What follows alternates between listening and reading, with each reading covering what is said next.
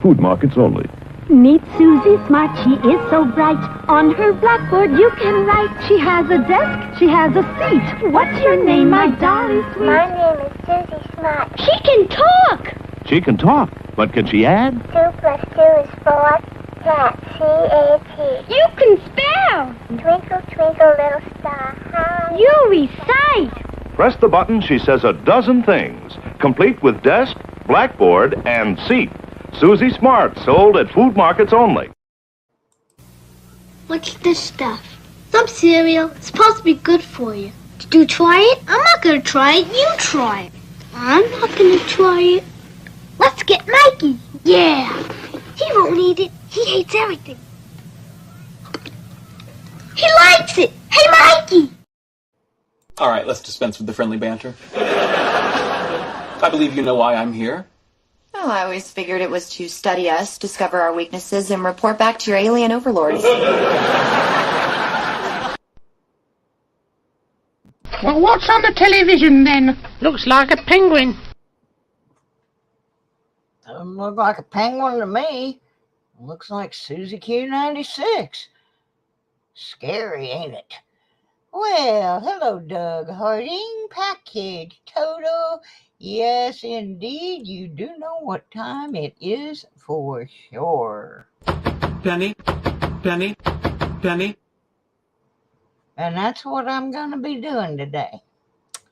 Because I was trying to work on my packages and my scale has decided it doesn't want to weigh anything.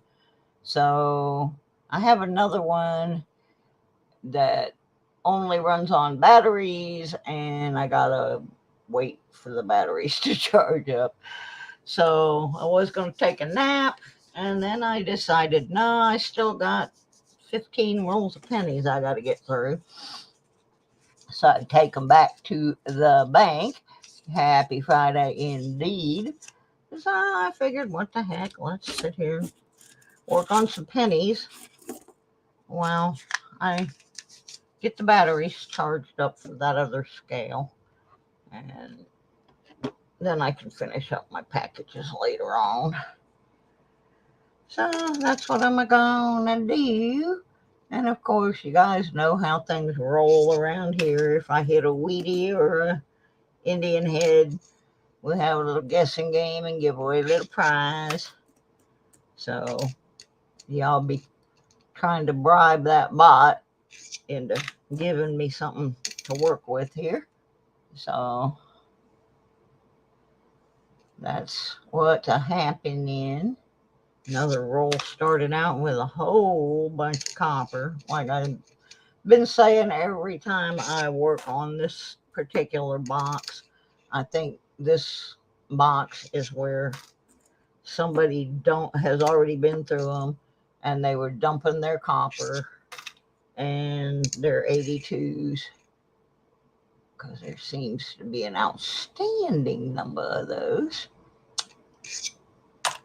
So I wanted to go detecting today, and I may still go in a little while, because I got a new toy to test out and review.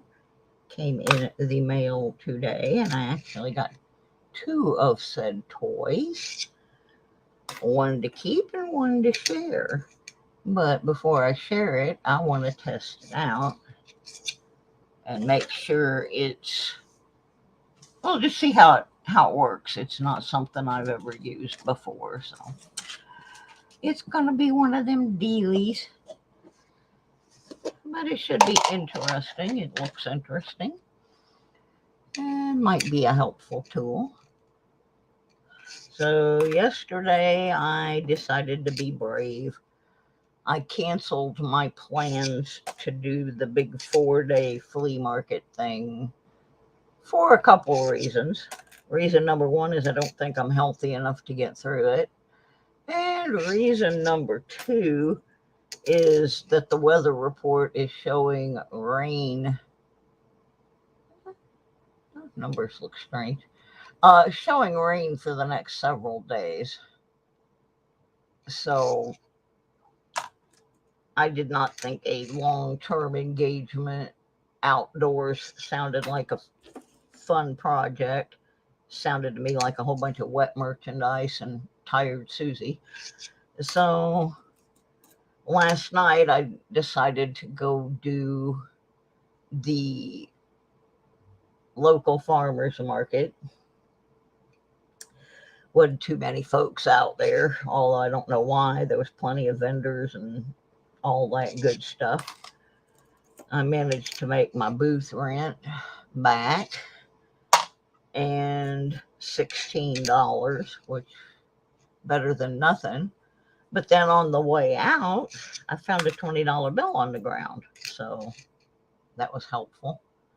Stopped and bought me some nice organically raised free range chicken wings from my friend's farm. I'm going to be, as soon as I get well enough to be tromping around a little more, I'm going to be helping them do a video about their farm, because they know that I do YouTube and I have GoPros, and so we're going to go follow the little aminals around and show their farm and how everything works. Then I think in lieu of payment, I'm just going to see if I can detect on their property. They don't know what's there. Jackalope! So they don't know what's on there, but in the time they've owned the farm, no, I don't believe anybody has detected it. So that might be an interesting way to get a fairly large permission without having to do any door knocking. So anyway, our farmers market is open on Thursday evenings and Saturday mornings. So instead of trying to tackle that big mess that I'm pretty sure it's going to turn into the annual Mud Fest, it's not supposed to start raining tomorrow till about 1. So I didn't even unload my car from yesterday. I'll just go back and try the Saturday market, which is the one I'm accustomed to doing, and see if I make any money. And y'all, guess what I sold? I didn't sell anything but earrings. I sold one pair of earrings made out of Beatles logo guitar picks, and everything else I sold was critters. I sold critters. I sold a squirrel and some dogs and kitties and a duck. I sold critters. So everybody likes them little critters. So at least I pared my merchandise to take way down so that I don't have to do a lot of setup and stuff, because it wears me out. And so I chose the music related jewelry and the critters. And people were looking at the music stuff, but they were buying the critters. So I think that's what I'm going to be sticking with. I'm going to add in, I have some refrigerator magnets that have pictures of vintage album covers on them. And I think I'm going to take those. Hi, Sky Quest! And then that's about what I can neatly fit into the spaces. But yeah, finding that $20 bill, that was a score. And there was no way to figure out who it belonged to. Usually if I can, I know what it's like to lose your money. If I know who dropped something, I'm going to give it back to them. But this was in a parking lot, just lying on the ground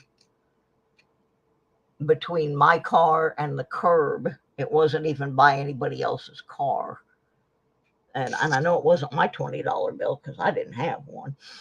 So, but it became my $20 bill.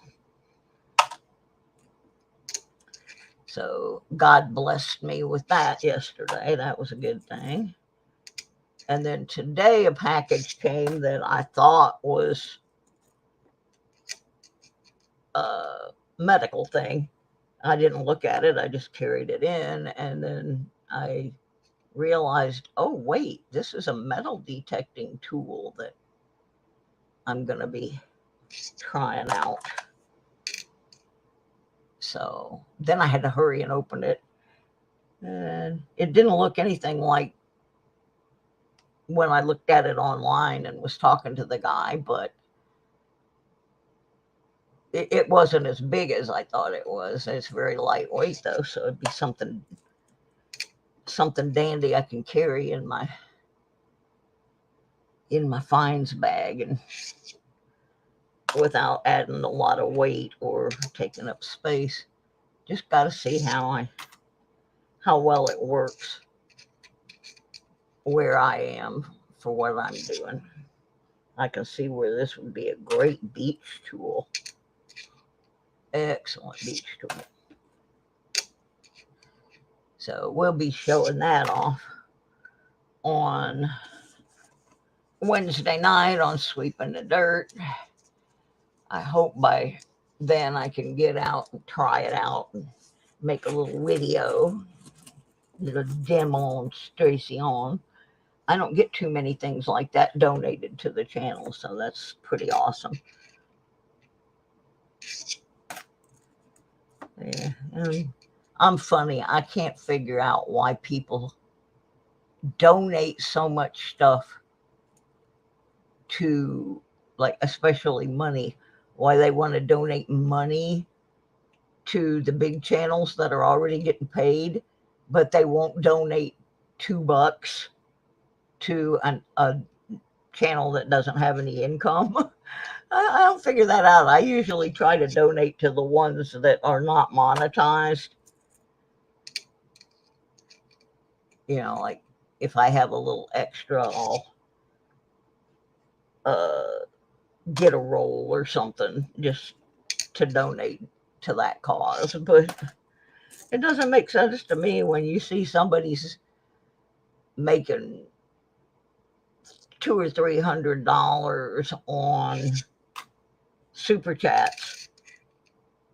Yeah, is it because you want to get your name up there, or I don't know. I don't understand it. I like help the little guys. I guess that's what it is. Because I guess I am one of the little guys. But yeah, I'd rather help the smaller channels. It's nothing personal to the big channels. It really isn't. There's a line in Charles Dickens' Christmas Carol. Yeah, but see, you can't do the membership giveaways until you're monetized. You can't do any of those things until you're monetized. You can't do super chats. You can't do memberships. You can't do any of those things until you are monetized. So if I was somebody and I thought, hey, I want to get, maybe get free memberships, I'd be donating to the channel trying to get monetized, because until they're monetized, you have no benefits you can offer unless they're through a third party, like Patreon or something. So bear that in mind, folks. If you're not seeing the memberships and that was close, super chats and stuff, it's because that channel's not monetized. They can't do it. They just can't. And then there is another one that I noticed. I've been watching a lot of non-coin collecting and non-metal detecting stuff. And this one popped into my head. I was watching a channel that was doing a charity event for a cancer research center or some type of medical research. And initially I thought, wow, that's really good. That's really going to help somebody. But then somebody in the live stream posted something that really made me stop and think. And here's what the guy posted was, well, I could donate directly to that charity and I get a tax write-off. If I donate through your fundraiser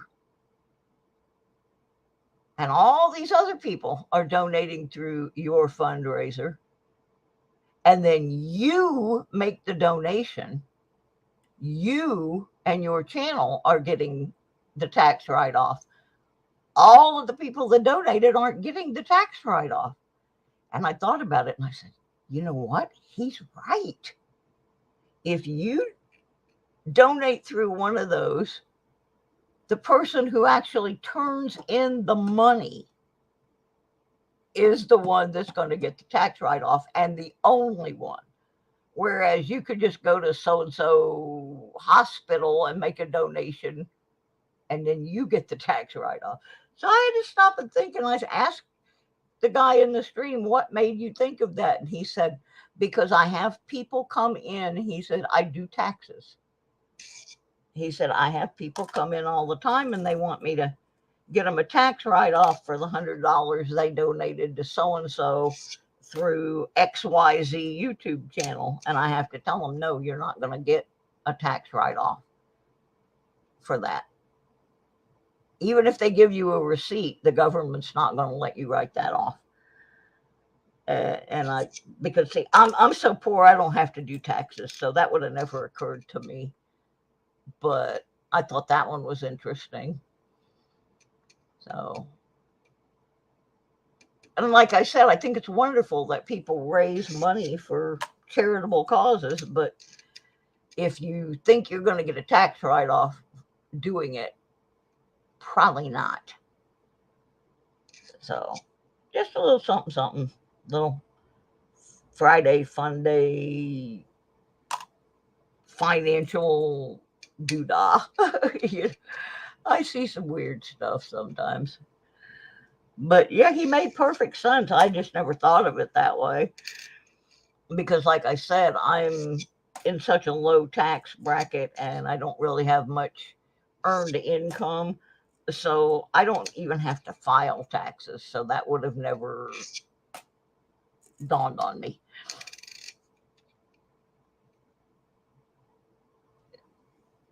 So anyway, stripes. He got stripes. It's a 72. We got to look at 72s. I forget sometimes to look at them. But there are some 72s with DDOs. So gotta start remembering to look at it. It's got some weird lines, but it's definitely not a DDO that I can tell anyway. Oh well, in the copper hopper, we're on roll 2. I pulled 5 out of the bucket. And another 68. A special bucket for those. That's why I can't ever do somebody's invoice.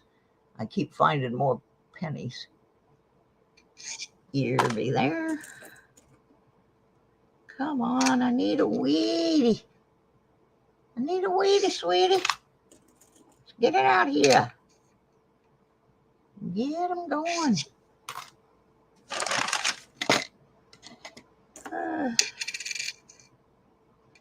Well, we did a project this morning. My aide was here and she had done the laundry and she said, I can't get, I asked her where these shirts were and she said, oh, they're sitting over there. I can't get them in the dresser drawer. Nothing will fit in the dresser drawers. So we ended up pulling all the dresser drawers out and taking some things out of them and putting them in a donate box. Now all the dresser drawers close again. And I know where my shirts are. So that was today's project.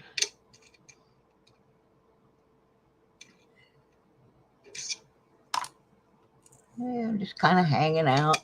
I did not even look. That's another thing I'm not doing anymore. I am not looking to see who is online when I feel like going online. Because if I wait, because one of my friends is online or one of my subscribers is online, and I wait thinking that I'm going to find a time when none of them are, that's never going to happen. And that's why these boxes of pennies end up sitting here and sitting here, because I'm waiting for a good time to do it. So I've decided now I am not looking to see who's online. I'm just, if I want to go online and do pennies or do whatever, I'm going to go online and do it. And I don't mean to offend people, but seems like anything I do offends somebody, so there it is.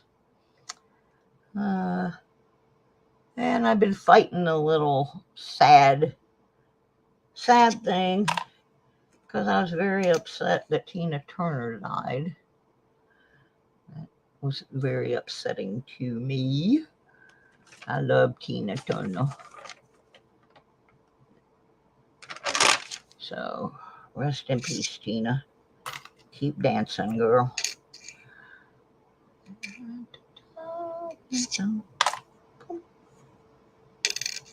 This is not looking good. This is the second roll where there was absolutely nothing of any interest. And I've got 2 pennies left. A lot of 82s, a lot of copper. That's about it. And roll number 2's in the books. Nothing happening there. All right, lucky number 3. I want my $2.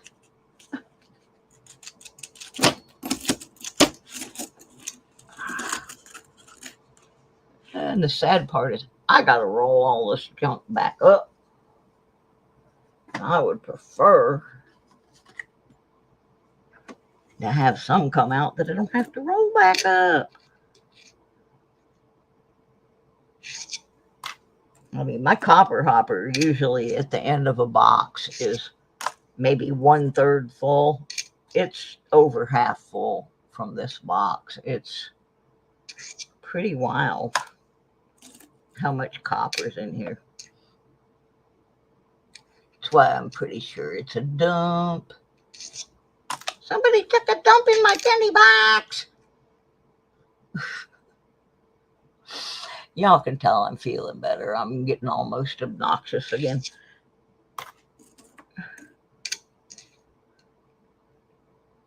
Yeah, at one point I used to be really obnoxious. In fact, those of you who are familiar with Juice said first time he came in my stream, he thought it was an old hymn. My goodness. Let's see if we can get close AM. Something out of here. Nope. Not a 0 zippy doo. I didn't get nothing. Come on, mouse. Dang. Oh, this is not a good mouse. I don't know why. No, none of my mousies work right. Come on. Where are you? Okay, there you are. There we go. We're back. Back in business. There's James Elder. Why would you want to time him out? Don't start doing that mess now. I don't time people out unless they're doing something really bad. Really bad. And then I give them a couple of warnings and say, hey, if you don't knock that off, next time you do it, you're going. Because that's just what I do. I try to be nice. I try. Oh, okay. I thought you was seeing something I wasn't. Of course, a lot of people see things I can't see because I'm blind in one eye. But that's a whole different story there.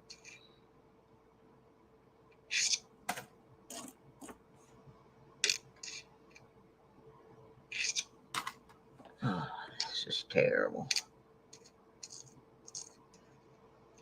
This is just awful.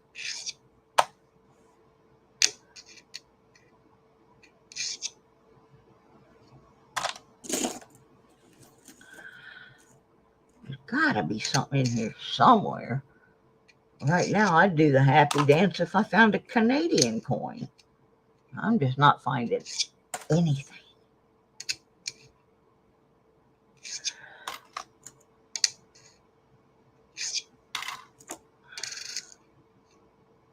Excuse me. I just had some chicken wings at lunch. They were the high dollar ones that I got at the farmer's market yesterday. Those wings were huge compared to the ones I get at the grocery. Nice and tender, but I ate too much because they were good. Made me a little rice to go with them. We're getting so close. Can't get in the wheat field.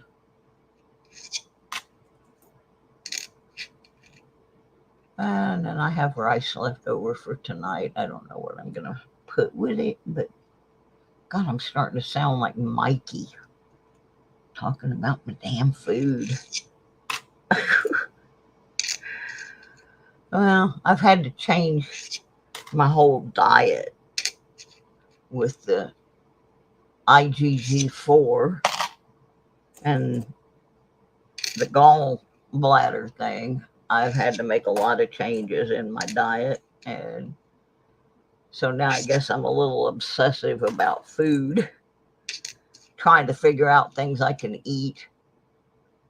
I gave away probably $150 worth of meat to a couple of different people because unless it's cured, I can't eat pork anymore.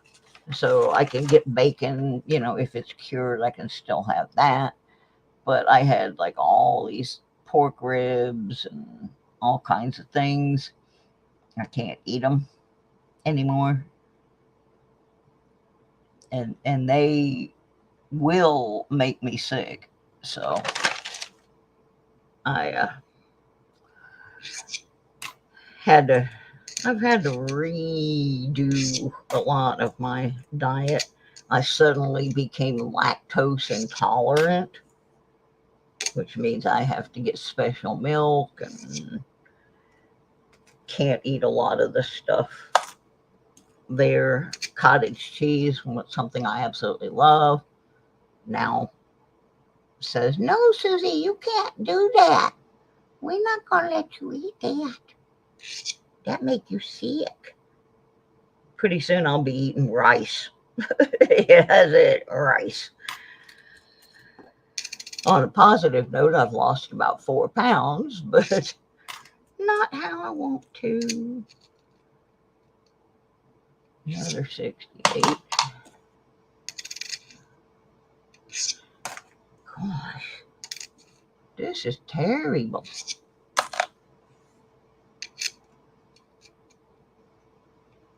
Wish I could get coins from a different bank, but this is a very small area. Don't have a lot of options.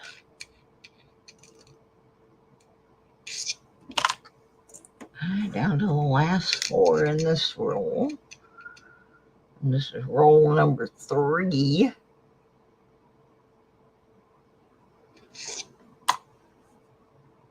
Of not a zero, zippy doo dah.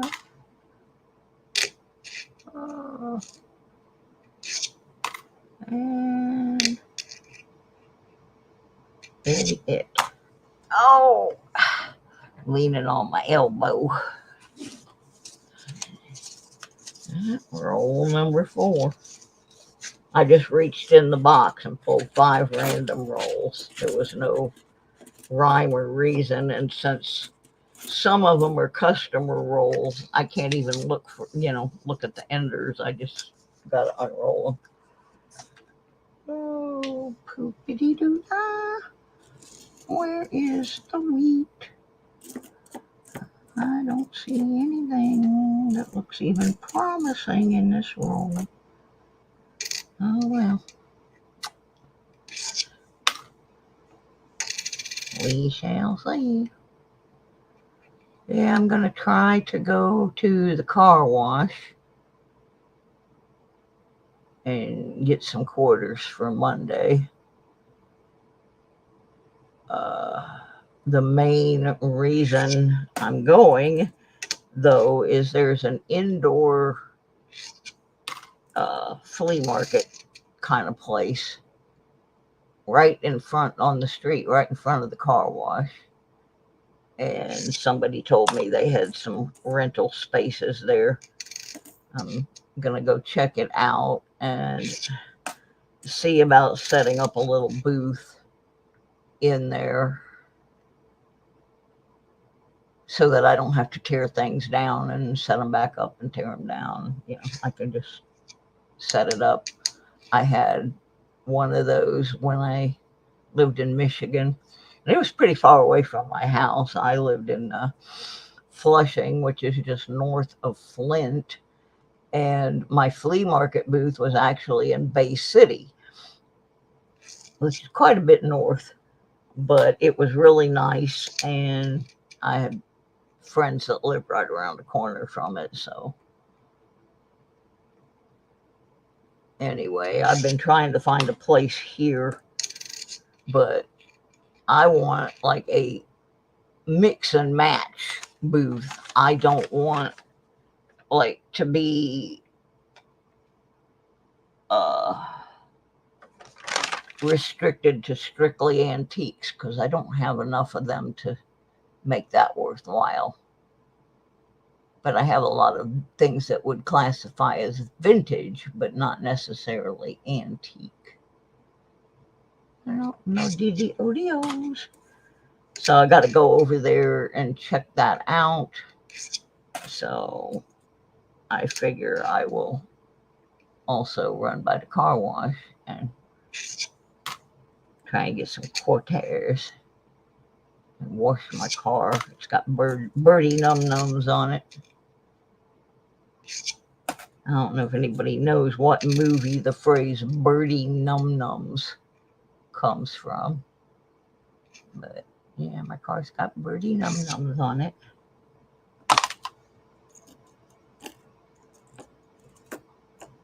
So I'll try to get over there. Making no promises. It's a weather permitting thing, because we're supposed to have a lot of rain in the next several days. But yeah, I'm kind of tired of looking at pennies. I want to do some more quarters. Some quarters. Do some quarters.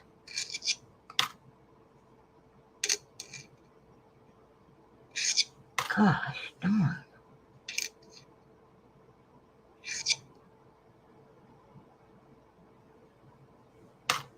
Dudum. Copper and 82s. About all I'm getting. Copper and 82s.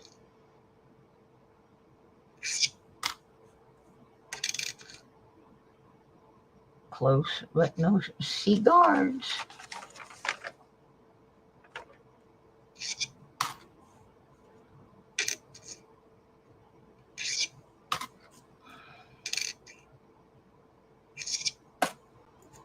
So, anybody got anything exciting going on this weekend that I need to know about?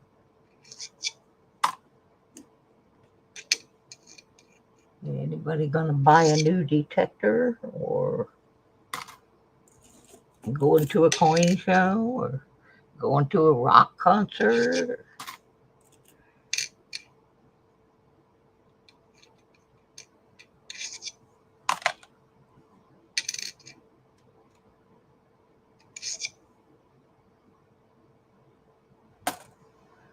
Oh, this is so not good. Golf. Hey, package total. You know who Jordan Spieth is? Since you are a golfer, maybe you don't know who Jordan Spieth is. Oh, yeah, I heard you were going to see Willie. I'm sure that was an adventure. Yeah, does anybody know who Jordan Spieth is? Just asking. He play golf. He play a little golf.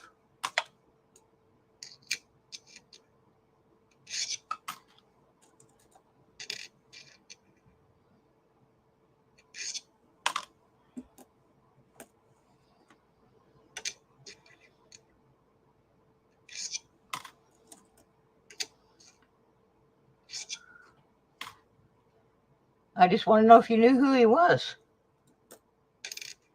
If you knew who Jordan Spieth was.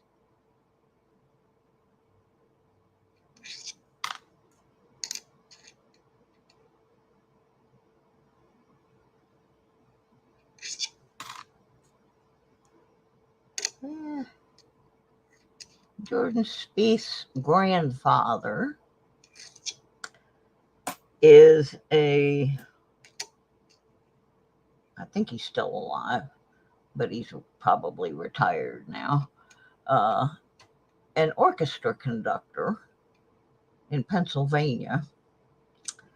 And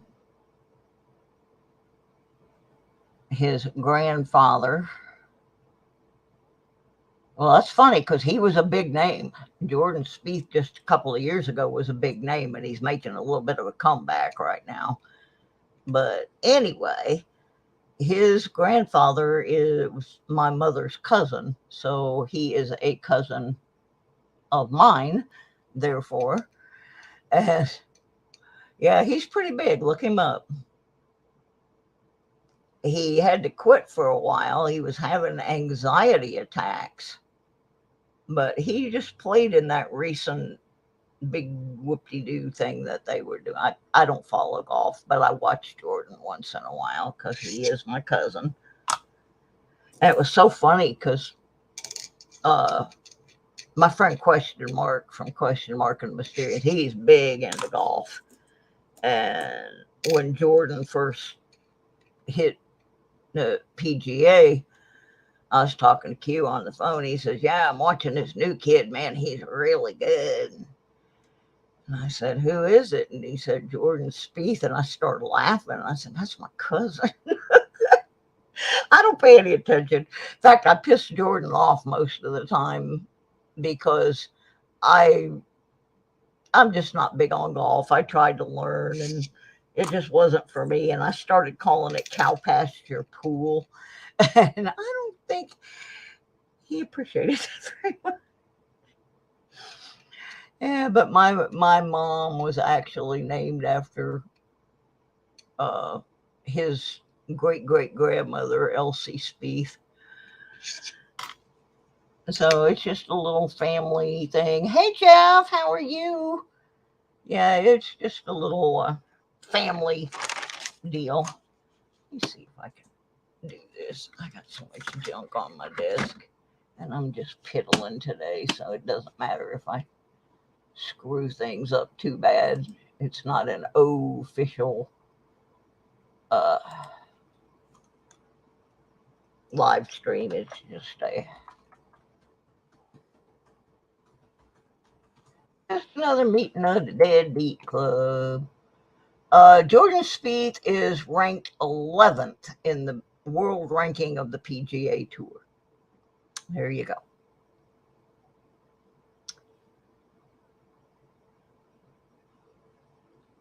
So,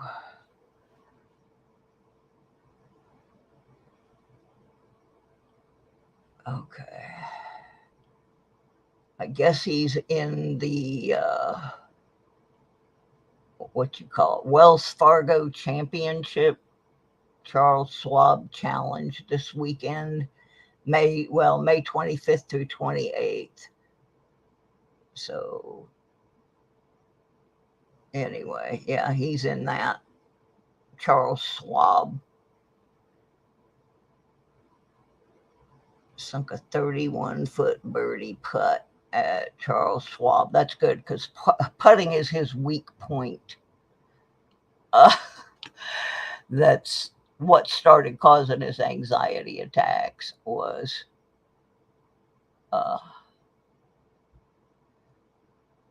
people putting a lot of pressure on him about his sporadic putting. And right now he is playing with an injured wrist.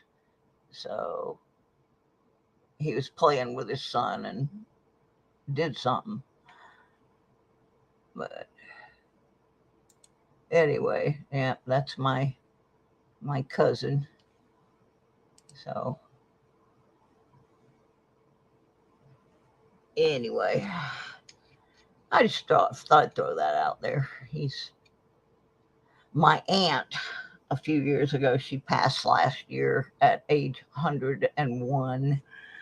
But a few years back, some reporter saw her at the John Deere tournament. She lived in Moline, Illinois, and I guess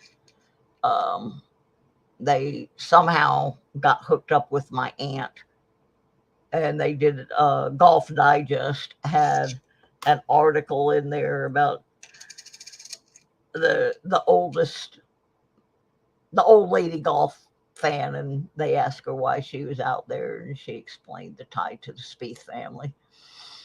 And so she got in Golf Digest, which I thought was pretty cool. She was like 97 or so at the time. And they came over to her senior apartments and did an interview with her. It was pretty neat.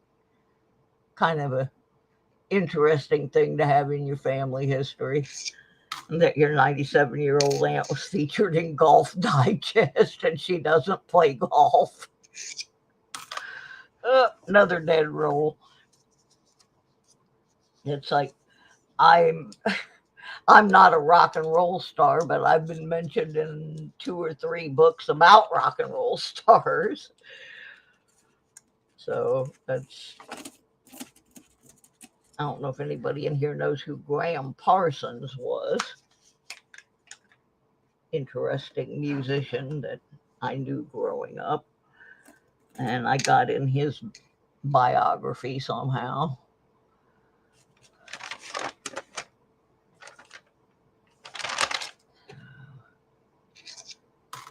Well, I'm on the last of the 5 rolls I pulled out, and so far we have found absolute nada. This is now ranking right up there with being the worst penny box I have ever hunted. So far, we have found 4 Wheaties, 5 Canadians, 3 of the Lincoln Life series, 3, I think it's 3 S pennies. Yeah, 3 S pennies. That's about it. Really, and I'm over halfway through the box. So, and a ton of copper. If I was saving copper, I'd be doing the happy dance, but I don't save copper. I set it aside and weigh it and see how much is in, what percentage of the box is copper. But then I just set it free because I don't have any way really of saving it. So, but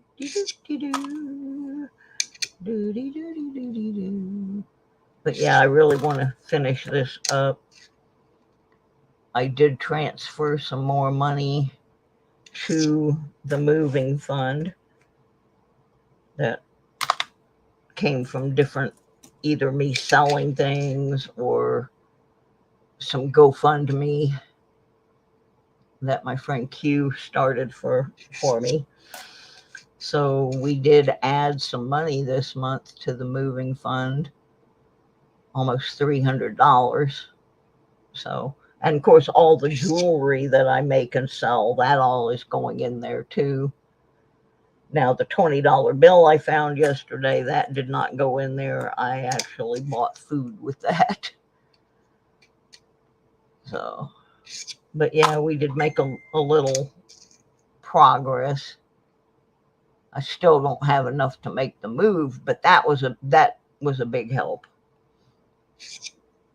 So next week I've got to take some music equipment down to the music store. I'm probably not gonna have much luck selling that kind of equipment in this area, but one of the guitars I might be able to sell. I hate that I'm having to sell my music equipment, but truth be told, my health is more important than some guitars that I only get to play occasionally because my arthritis is tearing me up.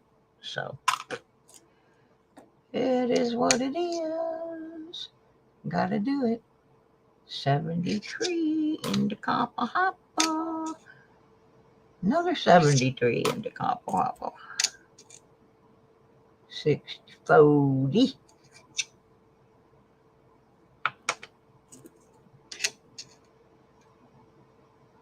$82.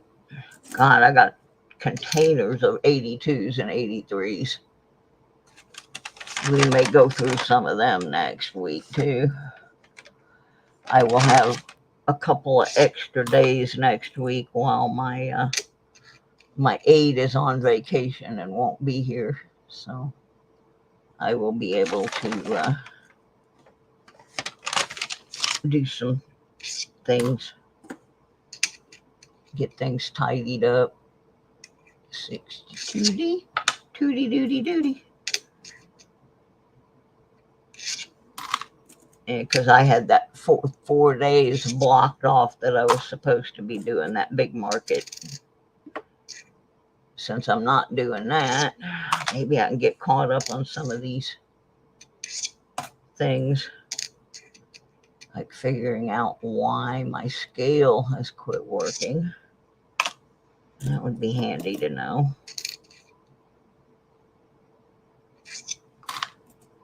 Like I said, I do have a backup one, but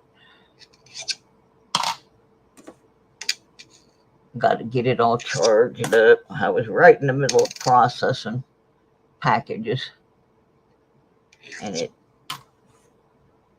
just started going crazy, and I checked the cable, and then I tried to run it on the batteries, and neither one of those things worked, and it just keeps jumping. The digital readout is just going nuts. So get the other one out, get it charged up, see if we can make the packages happen this weekend. Looking for the close A-M-M-M. Nope. Big fat one. My gosh, that's a lot of copper. This has to be somebody's dump. Wish they'd quit dumping in my penny box. Darn. Do-do-do-do-do. Last 4 in this roll.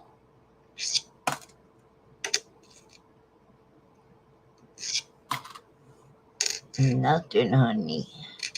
Nothing. Nothing in there. Well, let's grab some more. Got to be something somewhere. Oh, let's get 3 more rolls. Oops, that one's an empty roll. Empty. Okay, these are customer rolls. Let's see if there's any bank rolls left. Yeah, this was a mixed box. Most of it was customer rolls, but she filled out the box with some bank. So let's grab a couple of bank rolls. The last 2 bank rolls. Maybe we'll get something.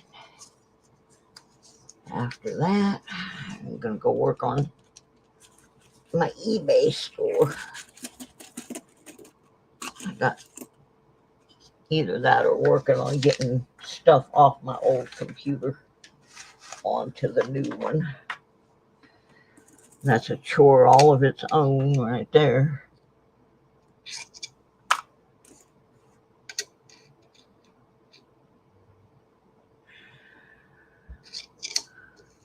White AM, please. Nope.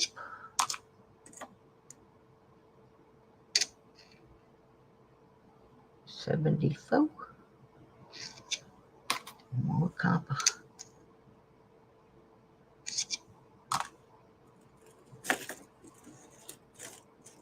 Please. Something.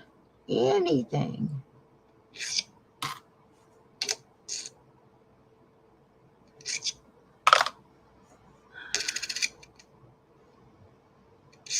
Man. This is depressing. I'm surprised there's even one person in here watching this. Oh, there's a S. We got a 72S. Better than nothing. At this point, an S is worth a giveaway. So we're just going to give something away just for fun. I don't know what it's going to be. But I know how I'm going to do it. It's going to be a real easy peasy thing since there's only 4 people in here.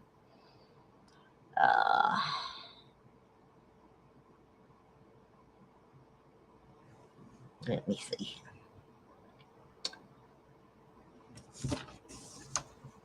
Oh, okay. We're just going to do the old pick a number thing. And then I'm just going to roll some dice. So the number's going to be between 2 and 12. Why? Because those are the only numbers I could roll with 2 dice. Oh, come on, mouse. Stop jumping around.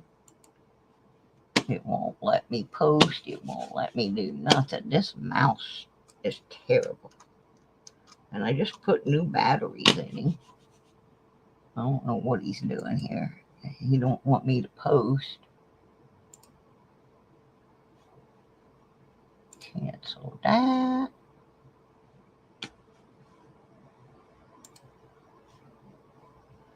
Cancel. What is going on? I got something open that I don't want open. All right, here we go. Hang on.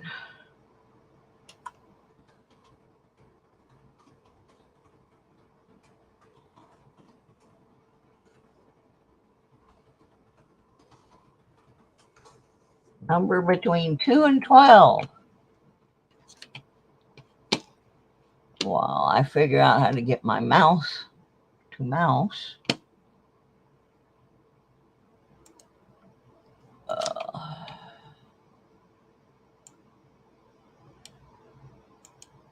There. I'm back where I need to be now. And now I can find a prize. A surprise? Prize? Surprise.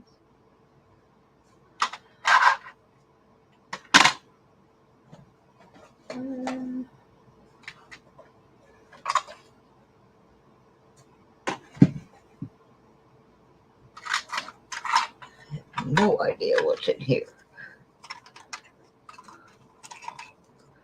Bunch of wackadoodle things.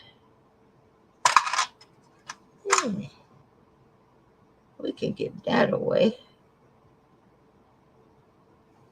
maybe. What is this? What is this? It's not marked.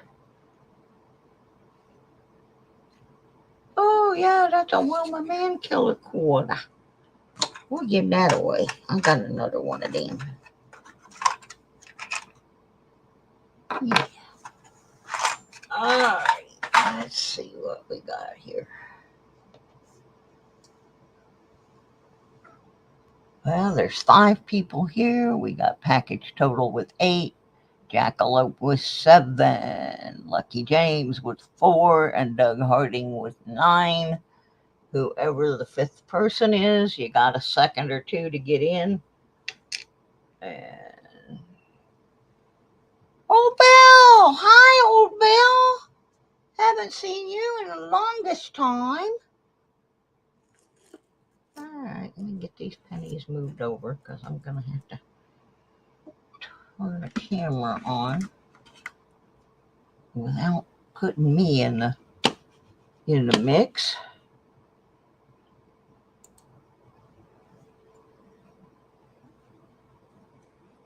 I'm not ready for my close-up. All right, there's the dice. Oh, there's my little trash can. That's where I throw the rejects. And then the round one in front of it is the copper hopper, and the one in front of that is the 82s and 83s. And then off to the side, I have one for 68s. But anyway, there it is. All right, let's see who wins Wilma. Oh, I guess I should officially post stop.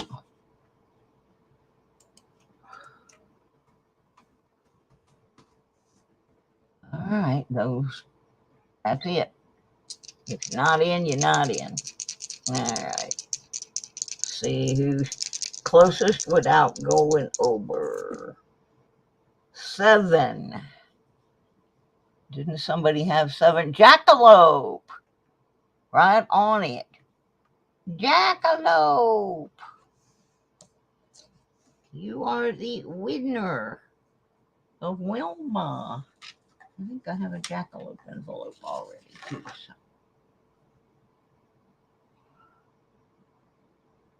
Okay, now that's Sky Quest envelope.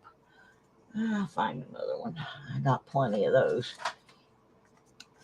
All righty, Jackalope. I think I got some other things here for Jackalope, too, if I'm not mistaken.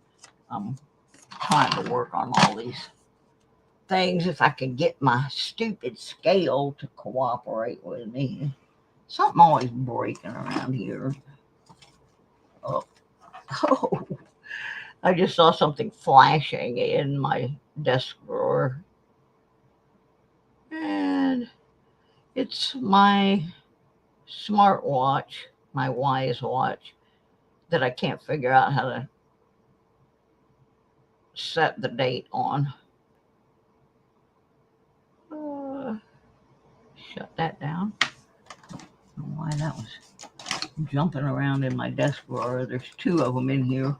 One works, one doesn't. And I keep asking them, do they want me to send it back? They were supposed to send me a postage paid label. Still waiting on it. So it's sitting here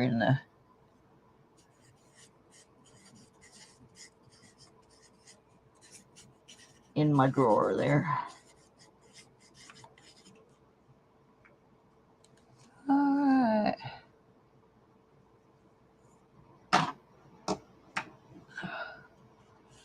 All righty. Sit that over there. Like I said, I'm grasping at straws here. I'm celebrating an S penny at this point out of the box because it really hadn't been giving me much in this box to take anything. Alrighty. So put that in the pile with the S's and carry on. Yep. That's the Doug bucket. He knows what it is. That's just from today.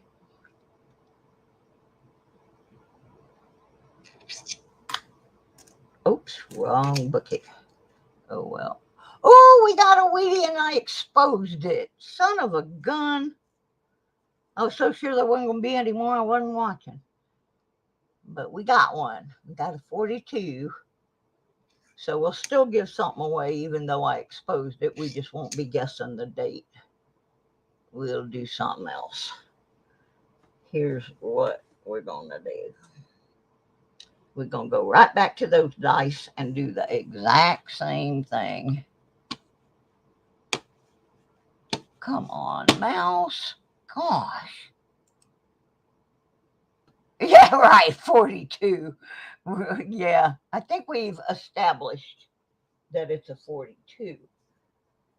So instead, what I'm going to do is I'm just going to get another one out of I have a drawer full of Wheaties.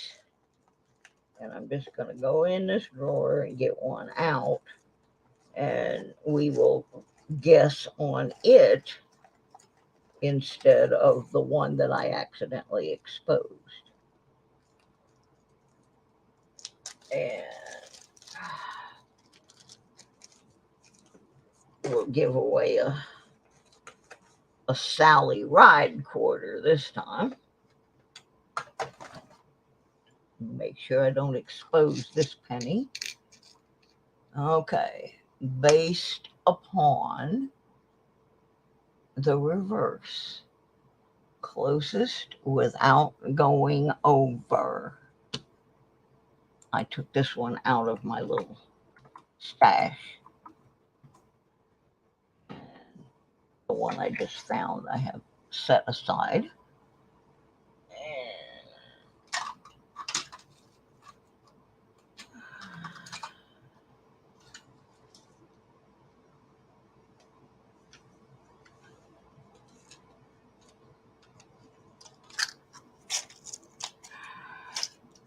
Boy, that's a pretty wide range, 38 to 54.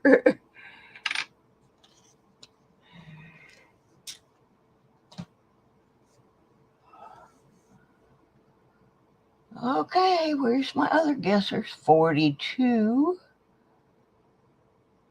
And one more person hanging around somewhere.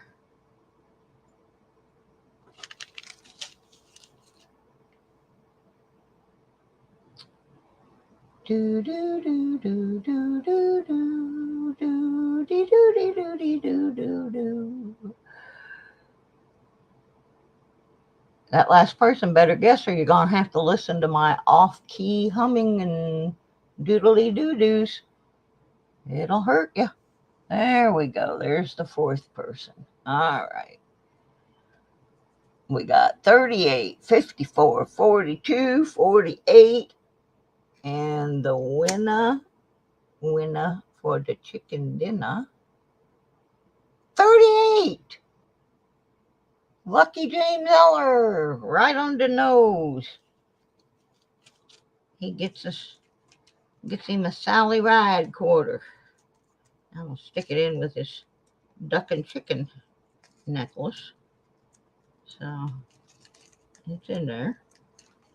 Because I know I have an envelope for that. Yes, I redid your chain, James. It's now 24 inches long and it's a little bit bigger chain. Up, Kit, you're too late. But welcome. Oh, Kit was here yesterday, I think. Yeah, he hadn't been around much though, so. Alrighty, so I'm going to put my 38 back where I took it out of. Because that really wasn't the one we found in the stream, but I exposed the date on that one. So this is what we found in the roll. So that is our fifth out of this miserable box. But it gives me hope. I pulled those last two bank rolls out, and it was in one of those. So I still have one more. We might get one more out of it. Yeah, that was a good guess. Excellent. Excellent, primo good. What movie did that line come from? Excellent, primo good.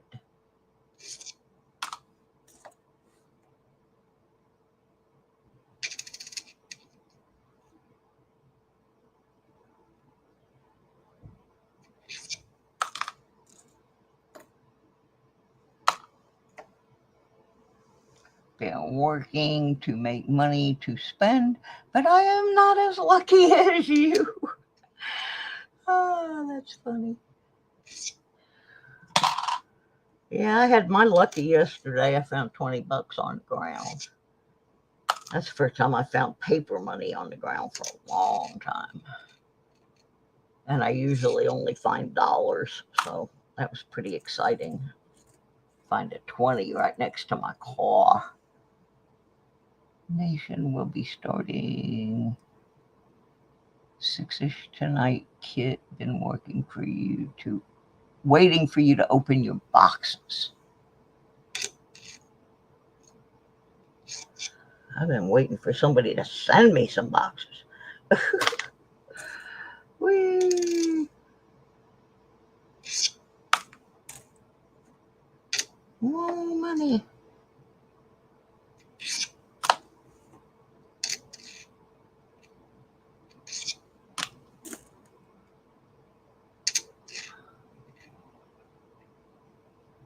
Oh, so close.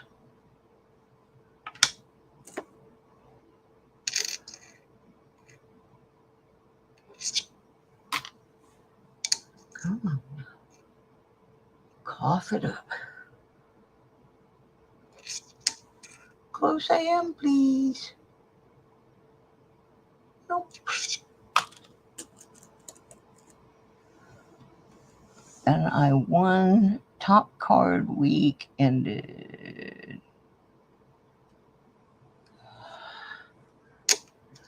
I'm lost. Must be a channel I don't do. And a lot of channels I don't do anymore. Not because I don't want to. It's because with all the stuff I got going on, trying to get ready to move and market season, trying to make money and a bunch of stuff going on. And of course, being in the hospital, I got a little overwhelmed. I'm like 3-4 weeks behind on things.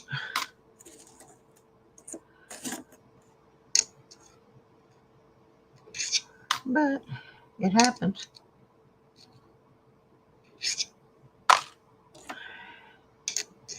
Yeah, I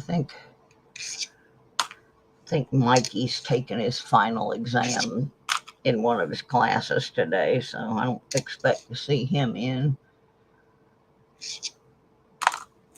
I think this is like his last day or something. Excuse me. Excuse me, excuse me.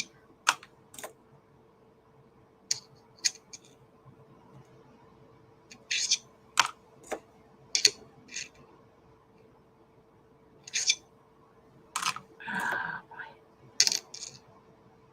82. God. I don't know what I'm going to do with all these 82s. It's going to take a long time to weigh that stuff out. Got a bunch. Got a bunch. Ow. Itching. And I got to pick something out for the end of the month Patreon drawing. Of course, those of you who are Patreon sponsors.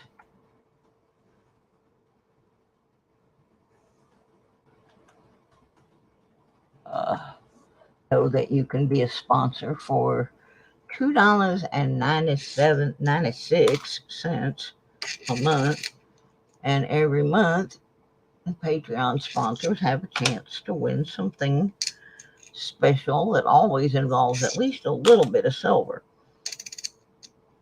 So I won't be doing that until after, well, let me see. I'm going to look at a calendar. When am I be doing that? I'll be doing that on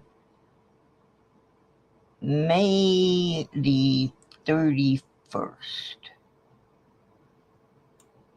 on the Sweeping the Dirt show. So that will be happening. So if you want to contribute a little something to the channel, you can get your name in that drawing. It's a little special bonus for those that help me pay the postage to send all this stuff out.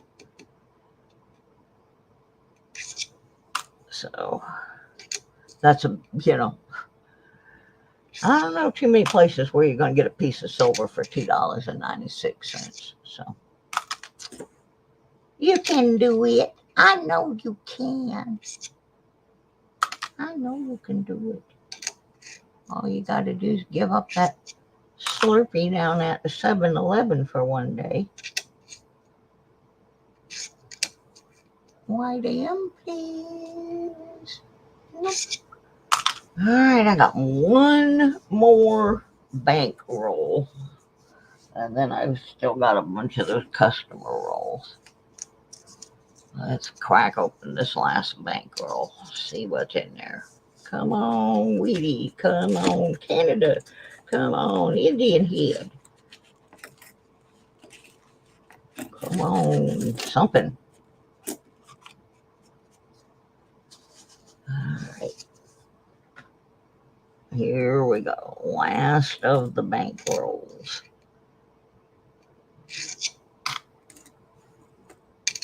I have never had a box with this much copper in it before. This is unbelievable.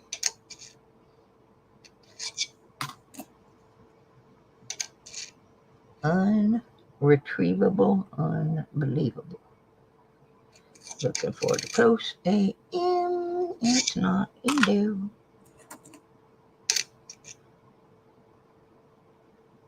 Man, craziness. Crazy. Crazy, crazy, crazy.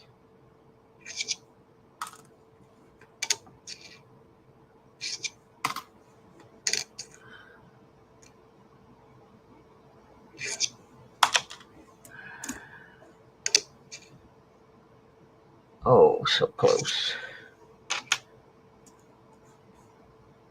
Hate it when it teases me like that. Another close but no cigar. Man, dancing all around it.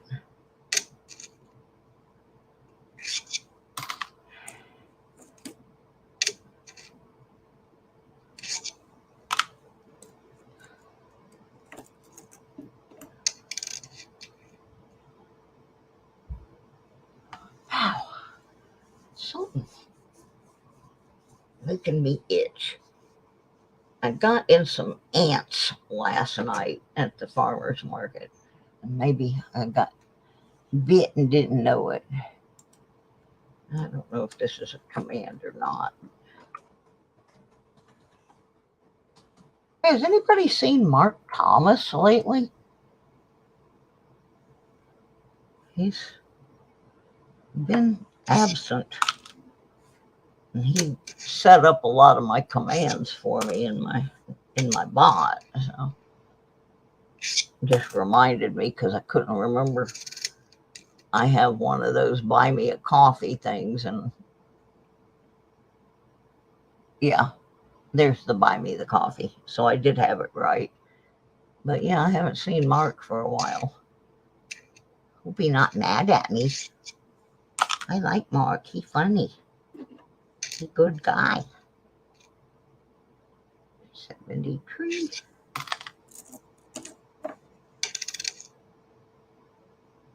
$79. 82. Oops.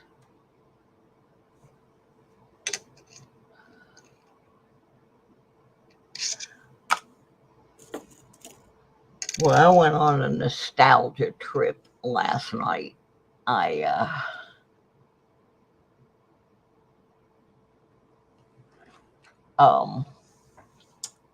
started watching these old American bandstand from like 1963 and 66.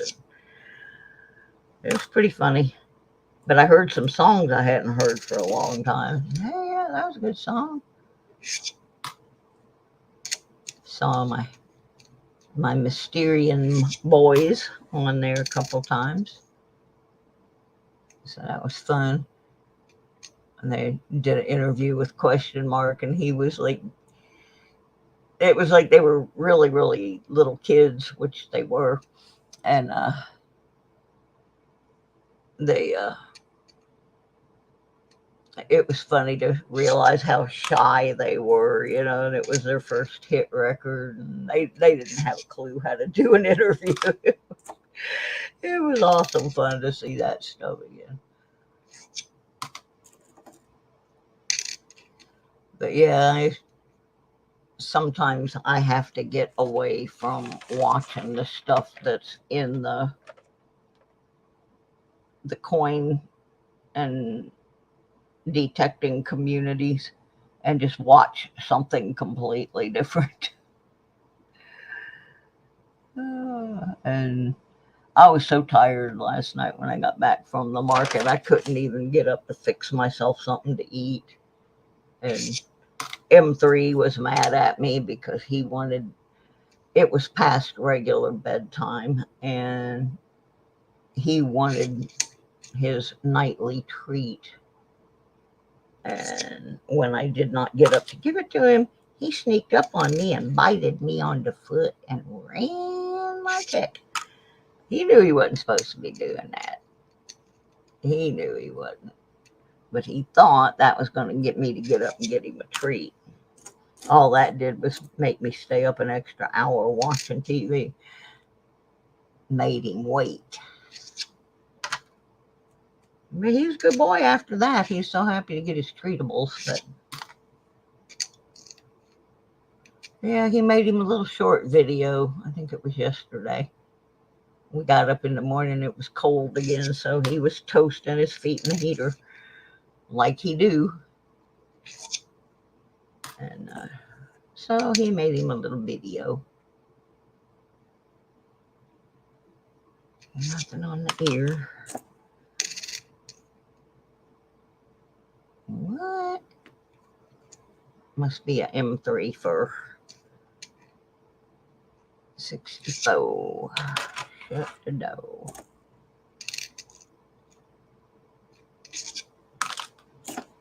Come on, this is my last bankroll. I need something out of it. Please help me. Help me. Lassie, pennies down the well. Oh, hell. Oh, yeah, there was this guy at the market last night. He was irritating the out of me. He's one of the other vendors, and he's a really nice guy, but he gets carried away with himself, and he sort of comes off like a circus barker. And his favorite phrase is, hell no. If I'd have heard him say, hell no, one more time, hell yeah, I was going to yell back, hell no. But I don't want to get in trouble out there. But I'm like, dude, yeah. Enough already. We get the idea. You're enthusiastic. But shut your pie hole. We don't care about your strawberries. Oh my, I'm awful. 66. Last one in the roll. Oh gosh. Well, let's try a couple more. I've got 1, 2, 3, 4, 5, 6, 7, 8, 9 rolls left. And then I can terminate this box here.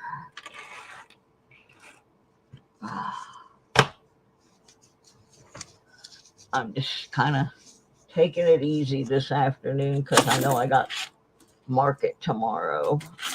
Don't have to load the car. I never unloaded it from yesterday. So that's a plus. I will be right back, folks. I got to get a refill on my beverage. Ooh, that's a spooky looking coin. Let me get some key. Oh, my goodness.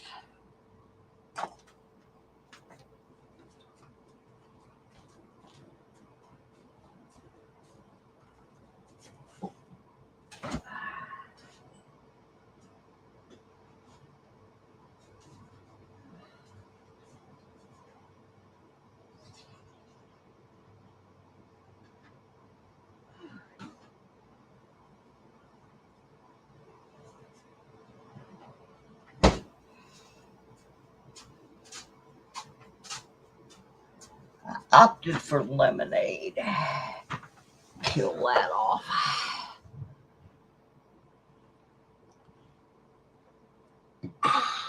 Good stuff. That is a dirty 62. Ugly. It's ugly.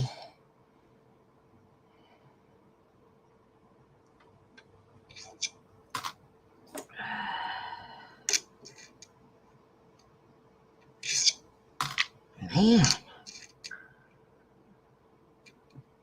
All right. Now I'm thinking about doing something. And I'm going to, since you diehards are here, I'm going to let you help me make the decision. Whoa. Oh, that is beat to snot. Oh, my goodness. Is that a penny? I don't know what the heck that is. Wait a minute. I have no clue. Oh, my goodness. I'm just going to let that sit there and stew for a minute while I make a proposed idea. When I go to the bank to put these in, that's the back. Yeah, that's kind of what I thought. When I go to deposit these pennies at the bank, I don't want to get another penny box, but quarters are like kind of out of my reach, except for getting the car wash ones. I'm thinking about getting either a box of nickels or maybe just a handful of rolls of $50.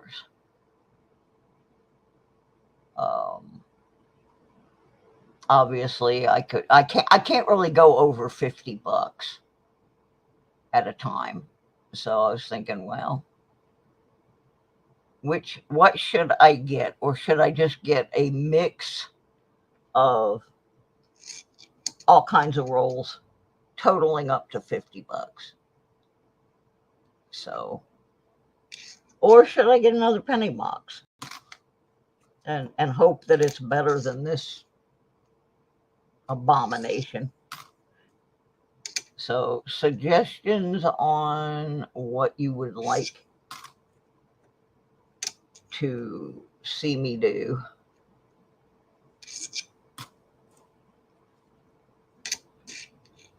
That's about as much money out of my check as I can tie up at any one time, because it takes me a while to go through them and get them back in the bank. So, what would you like to see? And we'll hunt that.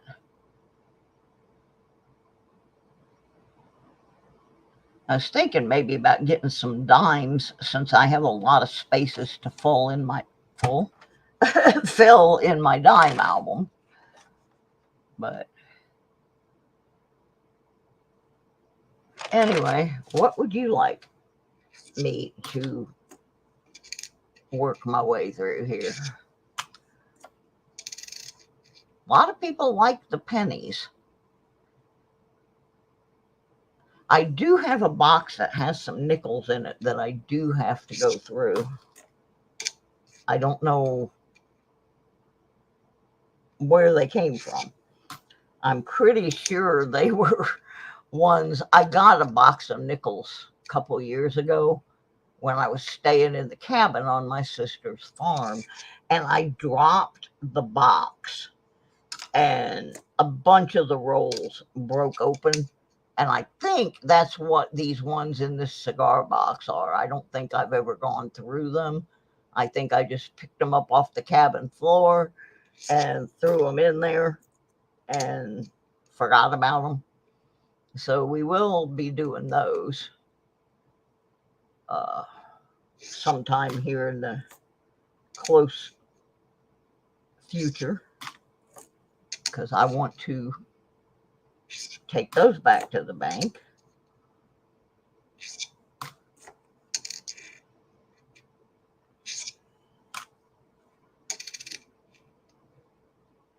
Yeah, I don't usually do halves, but I have been trying to fill in my half book. And to that end, Sir Benji sent me a whole bunch of NIFCs to go in my book as he was sorting through. You know, he does a lot of $50 stuff. And then, of course, my first good metal detecting find of the year was a 64 Kennedy that I found in the tot lot. And I know it wasn't a recent drop because it was about 8 inches down, but I had put the sniper coil on my detector, and we detect in that tot lot all the time. So it must have just hit on the right day with that sniper coil.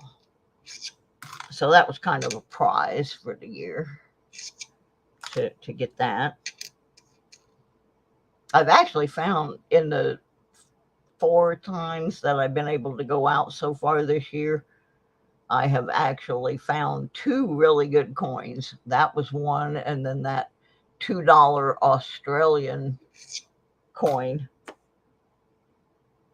That was a good find. So I'm hoping to get out. You know, it's supposed to rain every day this weekend, so, or this week, so it's not looking good. But I'm gonna try. I got this new thing. I need to make a video, and need to get out there. I think I'm gonna go back to the. Last time I went out, right before I ended up going to the hospital, I was at an elementary school that I had on. That was the first time I had been there. And I got sick and had to leave, so I have not searched that whole area yet.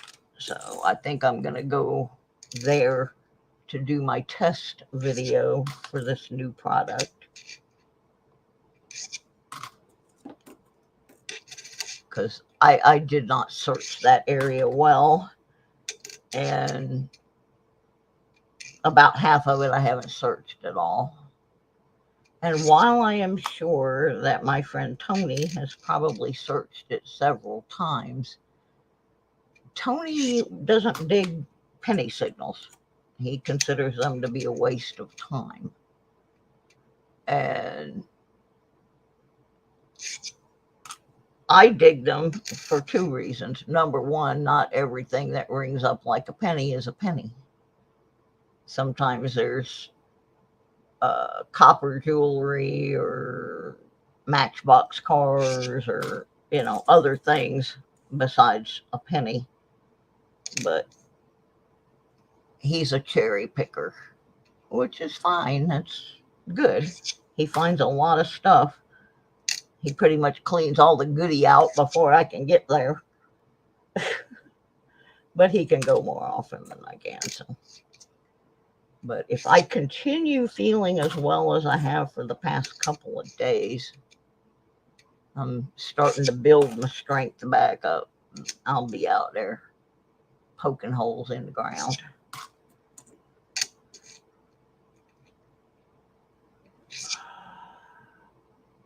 Hey. James Eller says nickels. We'll see.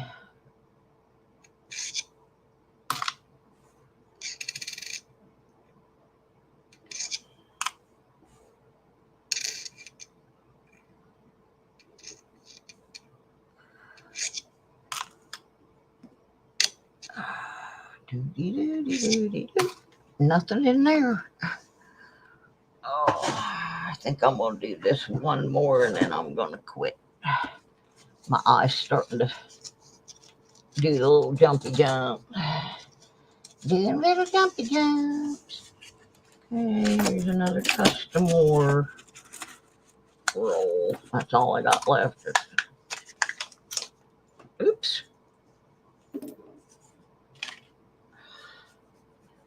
Isn't it supposed to mean something when your palm is just...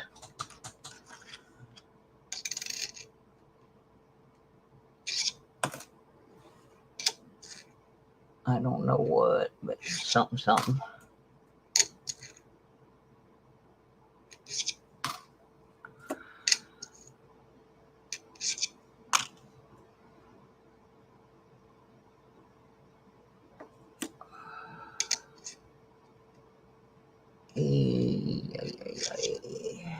Copper. Oh, so close and yet so far.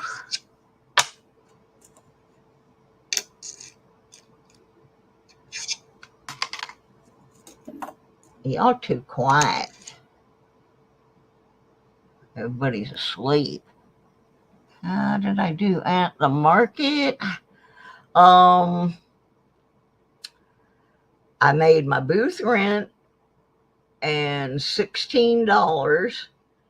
And then on my way out, when I got to my car, I found a $20 bill on the ground. So I didn't do that great at the market, but I got that little bonus, which I used to buy some food with. I went back and bought some fancy schmancy chicken from my friend because it doesn't have any chemicals or anything in it. And with all my autoimmune disorders, I've been trying to stay away from anything that might have any kind of stuff like that in it. So yeah, that was a great find. I couldn't believe it. And I was parked next to the curb, so it wasn't like whoever got out of the car next to me had dropped it, because there was no car next to me. So I don't know where it came from, but I sure appreciated it. And then I did get some donations this month into the GoFundMe. So I went over to the bank and moved them into the proper account. So it's getting a little bit closer to having enough money to move. When they call me and say the place is ready, I got to have the money somehow. And so, but yeah, that $20 bill was a godsend. I was just really happy.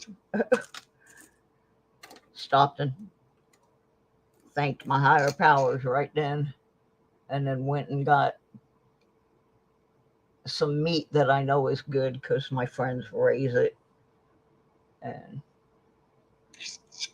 I know what they feed their chickens, and that I'm not going to get a bunch of antibiotics or HMO fed crap.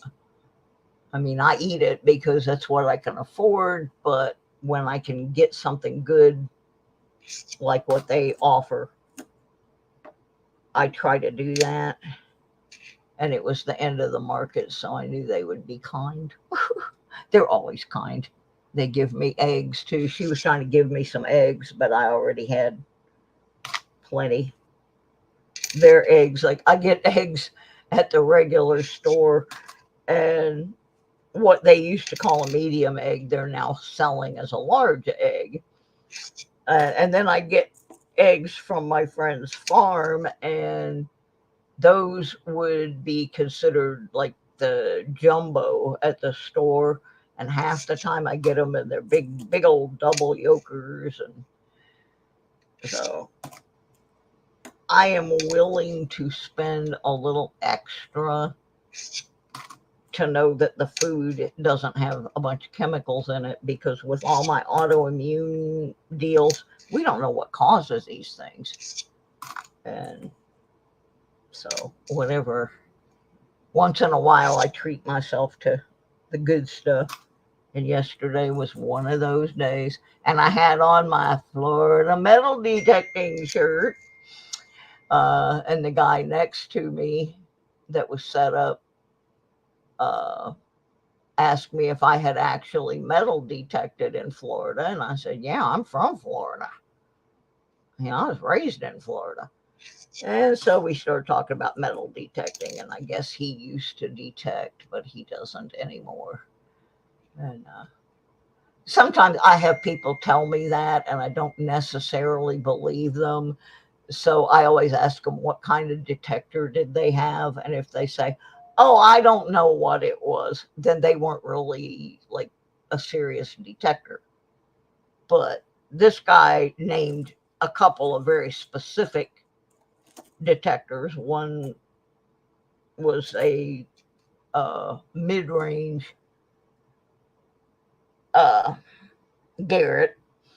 And then he mentioned a certain model of white that I had actually looked at. And it was a detector that I really wanted until I actually went out in the field and carried it around for a while. It was so heavy. And I said, man, this is a great detector, but I don't think I could walk around out in the field with it for a couple of hours. It would be a little rough. But he did know enough about detectors that I knew he had actually been, really detecting. But he's a kind of a relic guy. I've never really lived anywhere where I found a lot of relic stuff.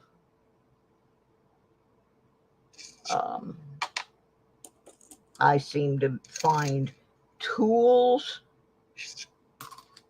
jewelry, rings, and that kind of stuff, and coins.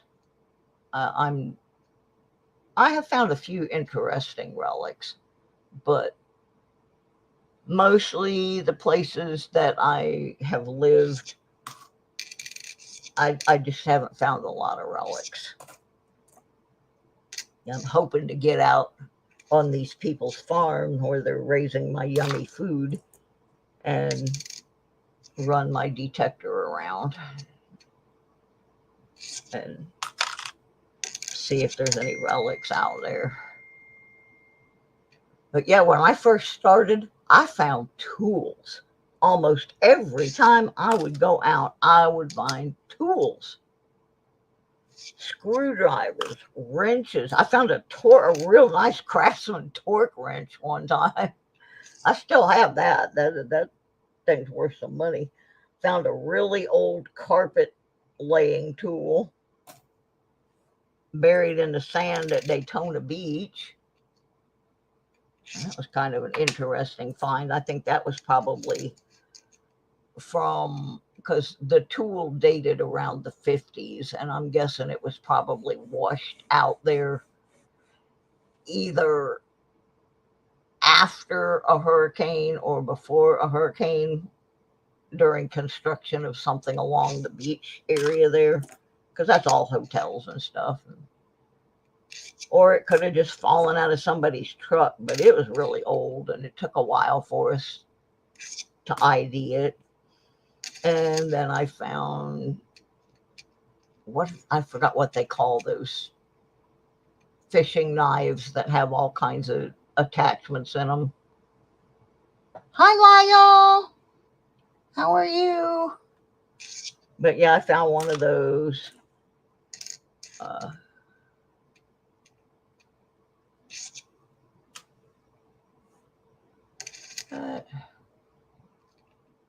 I haven't been able to go too much this year or last year, just off and on. If I'm well enough, I try to go, even if I just go for like a half an hour, because I need to get out and walk around and get some fresh air and sunshine and all that. Speaking of sunshine, that was a funny in somebody else's video last week. I watch a lot of Robert Ferguson detecting videos, and I had made a comment to him about I hadn't seen his dog for a while. He used to take his dog a lot, and I hadn't seen his dog Sunshine for a while. So the other day he's doing a wrap up of one of his beach hunts, and I'm watching it, and then he finishes the wrap up and he opens the door to his house, and out comes his dog, and he goes, "Oh, here, I gotta let Sunshine out because Susie needs to see my dog." And I'm sure people were going, "Who the hell is Susie and why does she need to see your dog?" But he let the dog out so I could see that Sunshine was fine. And I was real tickled with that because, I mean, really, it was just nice to see that the dog was doing okay because she's getting a little old. And but yeah, that just tickled me. Right in the middle of his video, he stops. He goes, "Oh yeah, I gotta let Sunshine out because Susie wants to see the dog." So thank you, Robert, if you're working, for putting Sunshine in the video. I appreciated that. Such a great dog. Happy dog. Like one of the best things Robert can find down at the beach is a tennis ball for Sunshine. That's always a good find when you find a tennis ball for your fur baby. Another one of these customer rolls. They're not turning out much of anything. But yeah, I just thought that was cute that he put that in his video. I mean, this guy's got like 32K or something viewers. And he just, "Oh, yeah, Susie wants to see the dog. Here's the dog." It's kind of like me showing him 3 once in a while. People just like to see the critters. Yeah, that was mostly what I sold at the market too. Critters. Critter jewelry. I sold a duck and a dog and a kitty and a squirrel. I think that was it for the critters. And then I sold a pair of guitar pick earrings that I made years ago. And I happened to find a stray pair of them when I was sorting stuff out that were made out of Beatles rubber sole guitar picks. The lady just absolutely went nuts when she saw them. She really liked them. She ended up buying 3 pairs of earrings from me.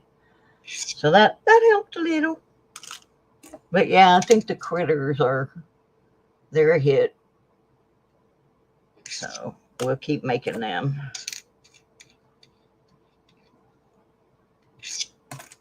We'll keep doing critters. I had a lot of people looking at them, but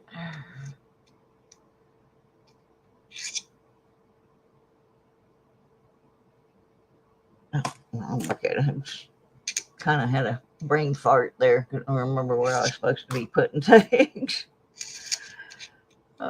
Yeah, I was going to lie down and take a nap, and then just decided, no, I'm just going to stay up so that I don't end up being up half the night. Since I don't have to load the car in the morning, I just left everything loaded up.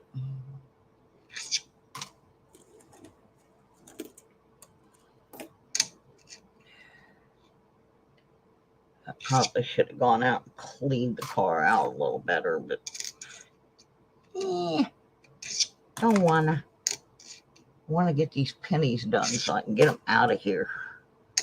I got to roll them all up. Our local coin store only offers the gift things for local businesses. I can't cash them in and get Amazon credit.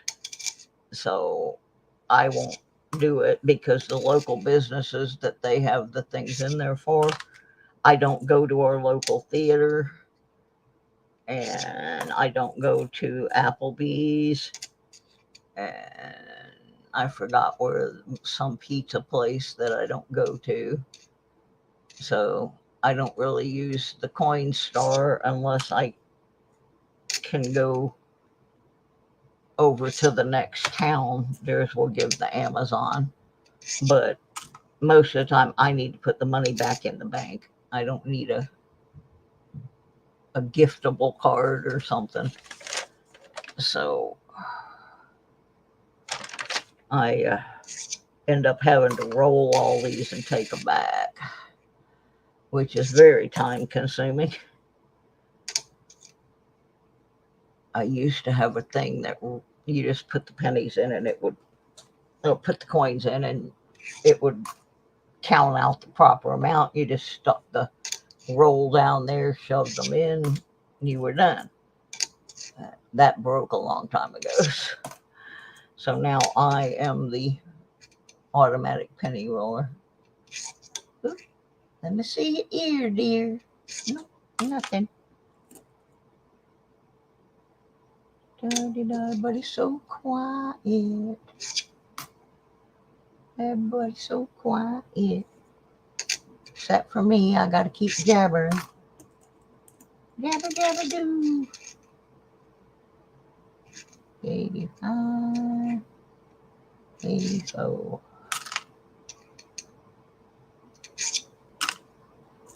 I'm down to the last 6 in this roll. Man, man, oh man.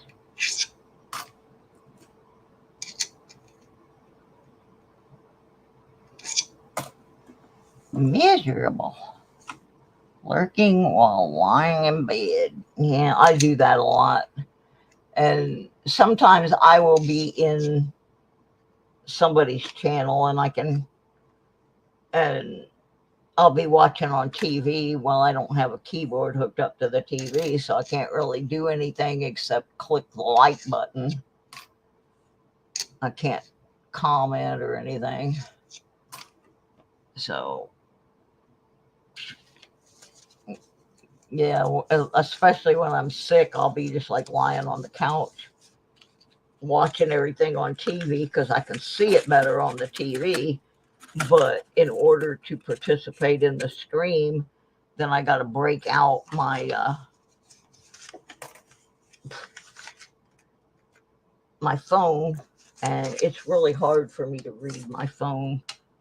I don't have one of those with a great big screen. I'm still using an iPhone 7, so it's not the best for trying to do, follow a live stream when you can only see out of one eye. Yeah, I made a suggestion to the StreamYard people. I don't know if they'll take any action on it, but the way StreamYard is set up, the live stream part of it is on the right hand side of the screen. Whoop, got a 70S. So I guess we'll give away another one of those quarters. The women-y quarters. Yeah. And I'm gonna see how many people I got in here. Get out of my way. Move. It says we have 7 people. So here's what I'm gonna do. I'm gonna open up this StreamYard giveaway thingamadoodle. I gotta get the camera out of my way. Yeah, I still don't have all the computer stuff set up properly yet. Still moving stuff from the old one to the new. Okay, StreamYard giveaway. Choose broadcast.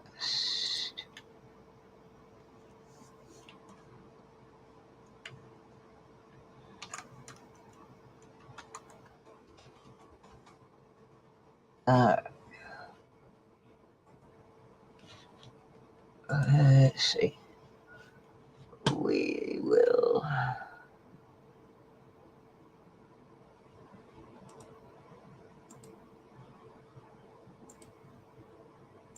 bring that up. There's what you need to type into the string.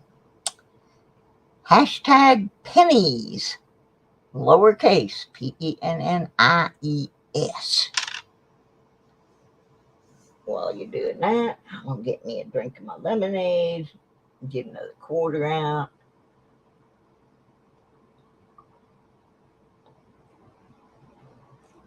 Man, that's some good lemonade.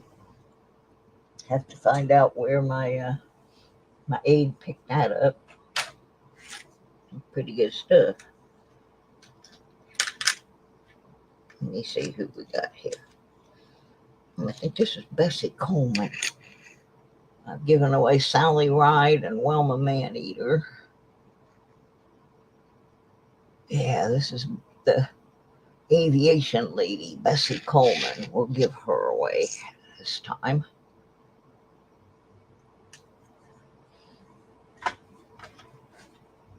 Okay. Hey, Dwayne.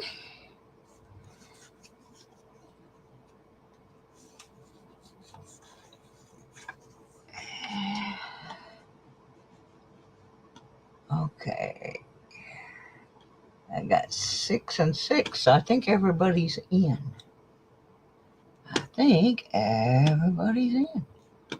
Except this dumb mouse. See, I have a good mouse, a really good one somewhere. When I was moving the computers around, it vanished, and I think M3 has hidden it somewhere. And so I had to dig this one out of the drawer, and it's not very good.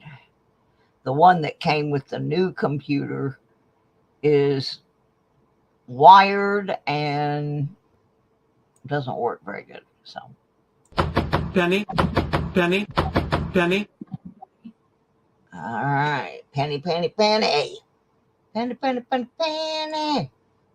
Are we ready? Oh, it says 7 and 6. So one person is not in. Don't know who that would be. Do not know who it is. But if you're not in by the time I get this in the envelope and get the date and everything written on the envelope, you're just not going to get a chance. Maybe you just don't want the quarter. That could be too.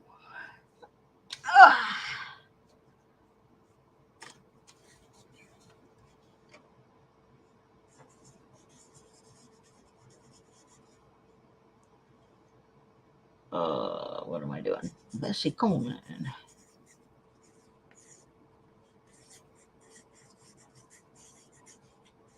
And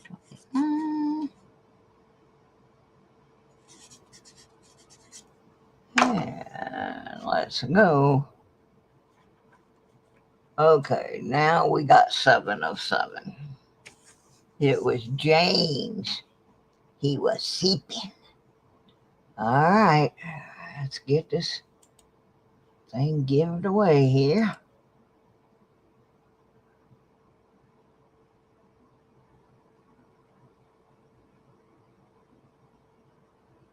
Doug Harding, the wild child. Well, I already got an envelope going for him, so we know where that's headed. And yes, I am working on your invoice, Doug. For those who came in late, I was working on packages and my scale quit working. So I had to get the other one out, and it runs on a rechargeable battery. And of course, the battery wasn't charged. So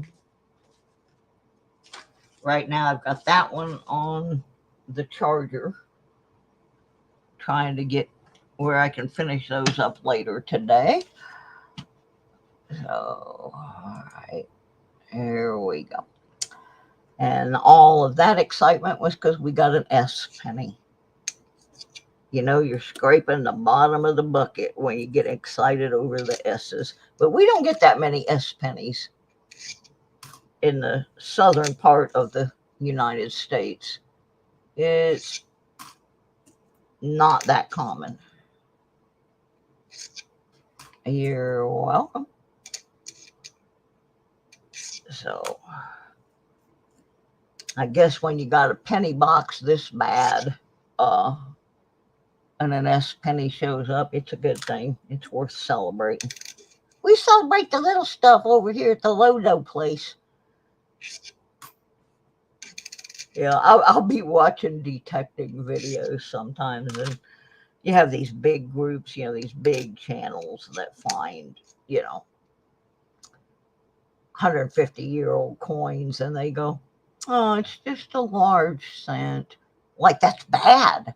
I'm like, man, we'd be out here doing the freaking happy dance up and down the street if we were digging up large cents and V-nickels and that kind of stuff on a regular basis. There's a lot of people that detect regularly that never see those kind of things in their whole lifetime. And it kind of turns me off to those channels because they don't seem to appreciate what they're finding. And then I'll see somebody like Park Rat Pat. He's happy if he finds a pull tab that's still attached to the can, or he found a part of an old razor, he just makes even the littlest find sound important. Country music, I'm not super big on. There's a couple of groups I like, a couple artists I like, but in general, not my major cup of tea. And part of that is because I live in an area where everybody listens to bluegrass and old time, and I'm bored out. I just don't even want to hear it anymore. And I can play it. I know how to play it. I just don't want to. I'm a rock and roller. I'm sorry. But there's some country that I like. And there's some of just about everything I like. Just about. There's a couple kinds of music I don't think are music. But that's a whole other topic.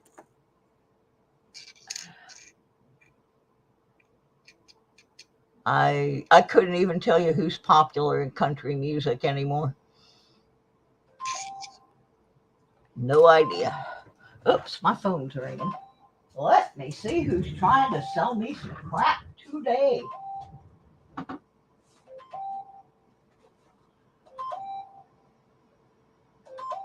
I don't know who that is. I don't know anybody that lives there. Leave me a message at the sound of the tone.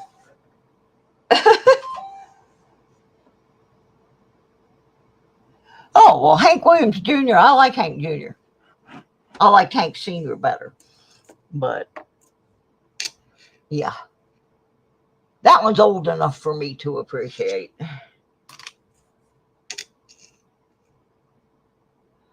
I actually have a funny music story I can tell you about country music versus rock and roll. There's a band that was popular in, I'm going to say, the 90s, a country band called Black Hawk.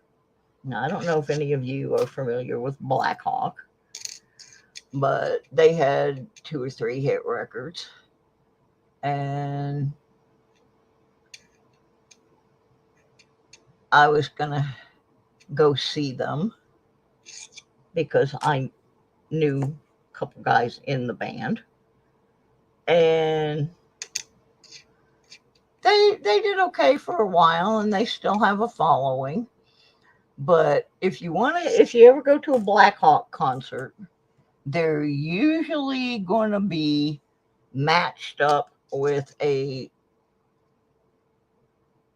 southern rock, country rock band called the Outlaws. Don't know if any of you are familiar with the Outlaws. They've been around since the 60s. They started recording in the 70s. I used to watch them at the Teen Center where I live for 50 cents. And I'm always going to be attached to that band.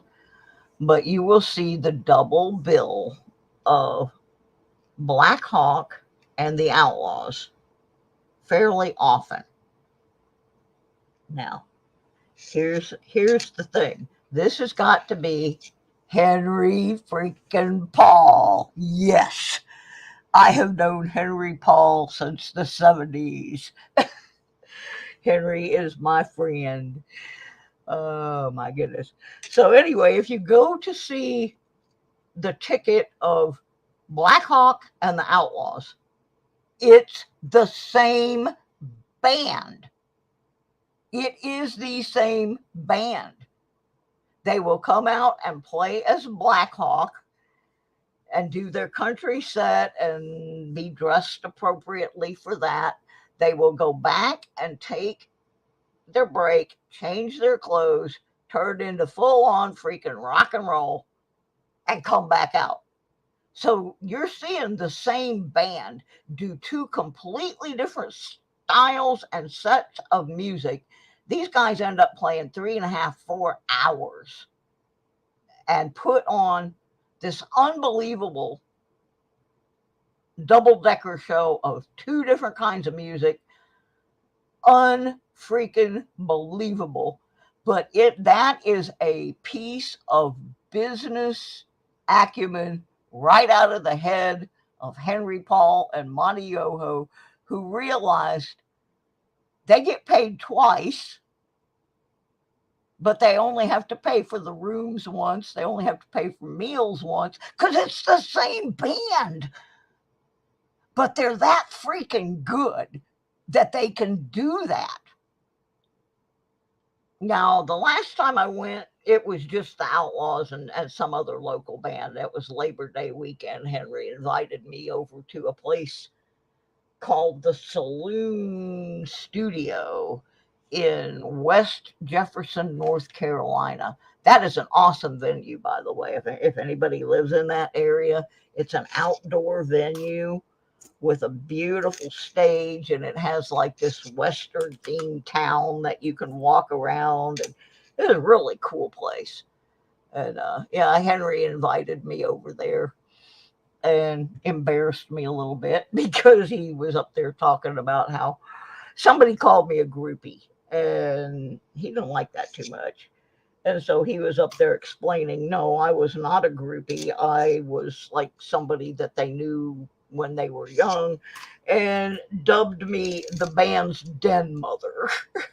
So he went on about 10 minutes while he was introducing Grey Ghost, and we were talking about all the people that we knew that had passed away and stuff. Hey, Dirk Claude.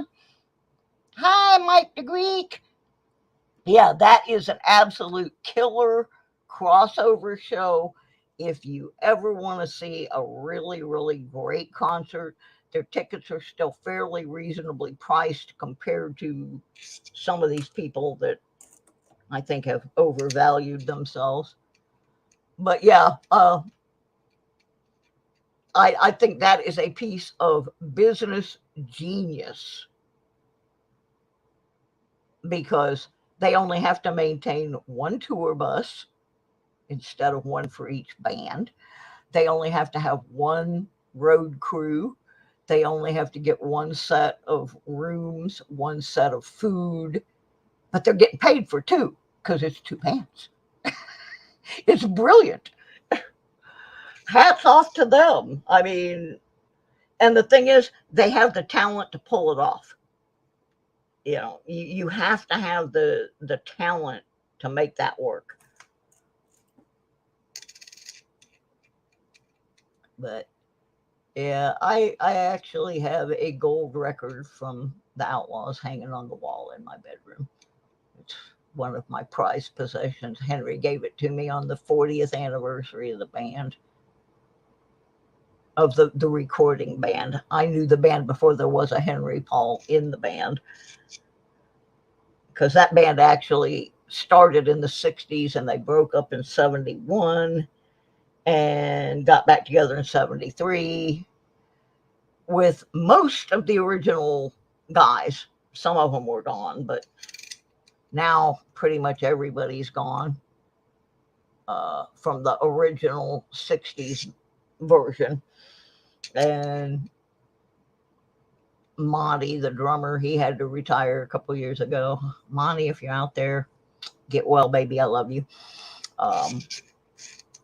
But yeah, that is one of the coolest things I have ever seen a band be able to pull off, to be two bands on the same show and it's the same band.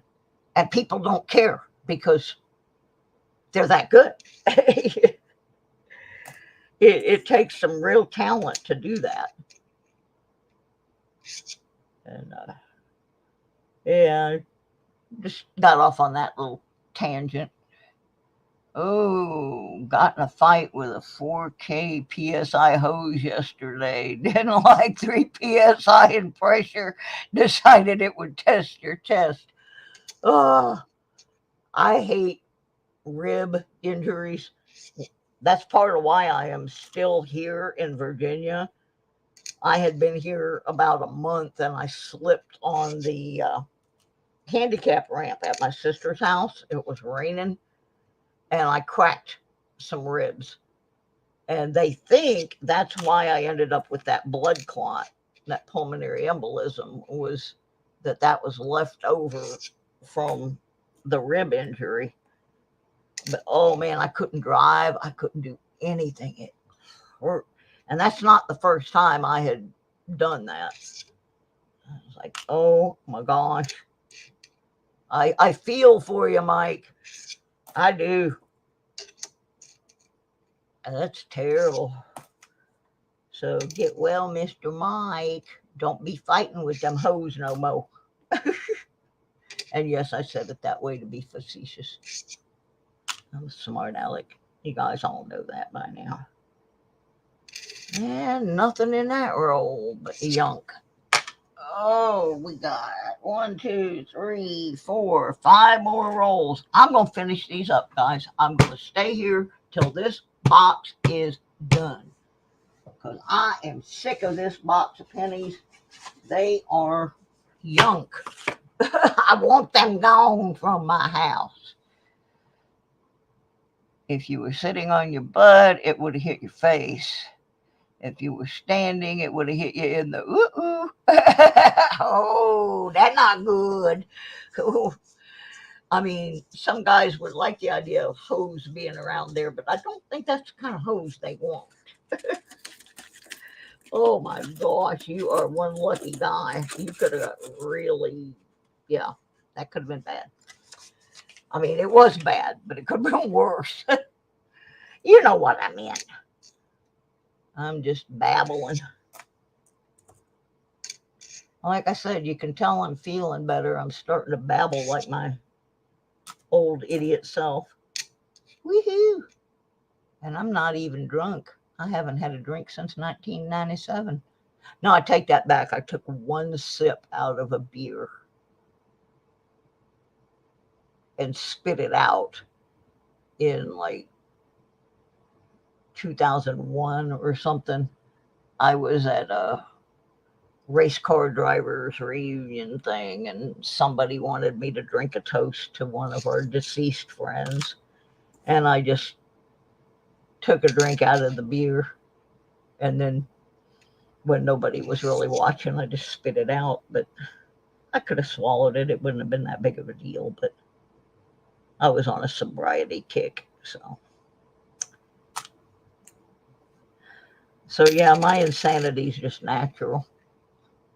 I don't have to burn a doob or anything. I can just babble on my own. Most of the time I don't feel like it, but I feel pretty good today. My body hurts from doing the farmer's market, but my brain's pretty sharp today, so there it is. Yeah. Oh, I want this box gone. I cannot believe my copper hopper from this box is almost completely full. I have never filled it more than a third of the way on a box ever. It's insane how much copper is in this box, and a ton of 82s, which, like I have repeatedly said during the sorting of this box, I believe this was somebody dumping 82s in copper, because man, never seen so much in one box. Now, when I have to take my coins back to the same bank they come from, because we don't have a lot of options here, but I always mark my rolls. Hi, Silver Slinky.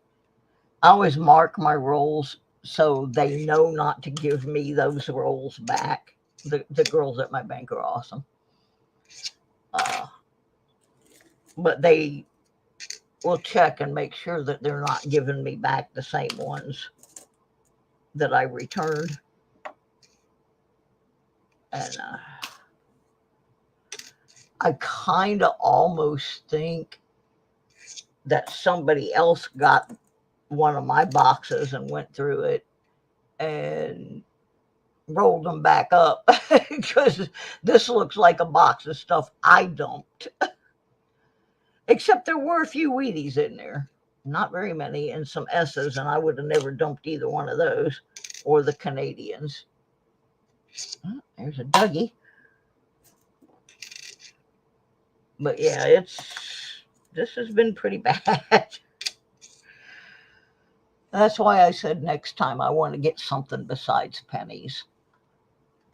Crazy part, didn't blow in the middle of the hose. It pulled out the metal housing from the pump. Wow. Ooh, the pain. Ow. That hurts even to think about. I mean, that doesn't sound good, baby. It does not sound good.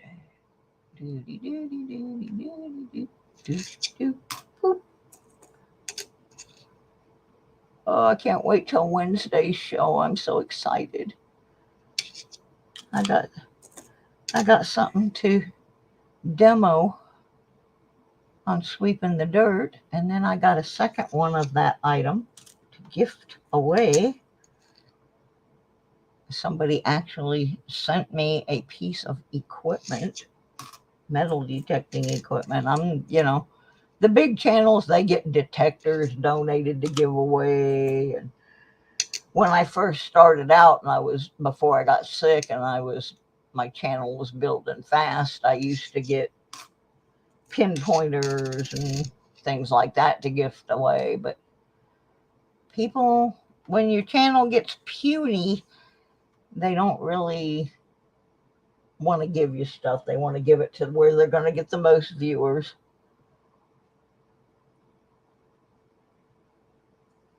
And this gentleman at this company, he's a small company too. So he's kindly been helping some of us smaller channels by letting us have some items that he created for detecting. And this one that I got, I cannot wait to try out. I think it's going to be a very beneficial item for me. The best part about it, I've seen one demo of it, and the person that did the demo liked it quite a bit.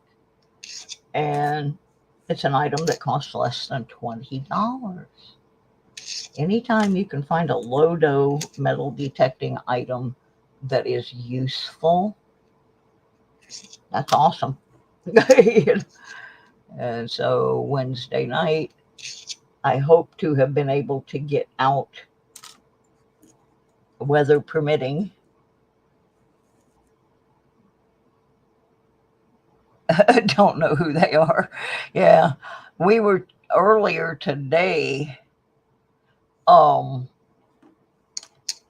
Digging with Deeds was working on a project, and we were trying to remember somebody that had been subscribed to our channels a couple of years ago that passed away, and we could not come up with the name. It just wouldn't come to us. And it was somebody from the coin collecting community, and we were going through our subscription list trying to remember this man's name. And we felt so bad because he had been on both of our channels, and we just can't come up with it. And so it kind of made me think, I don't know whose channels I'm on anymore.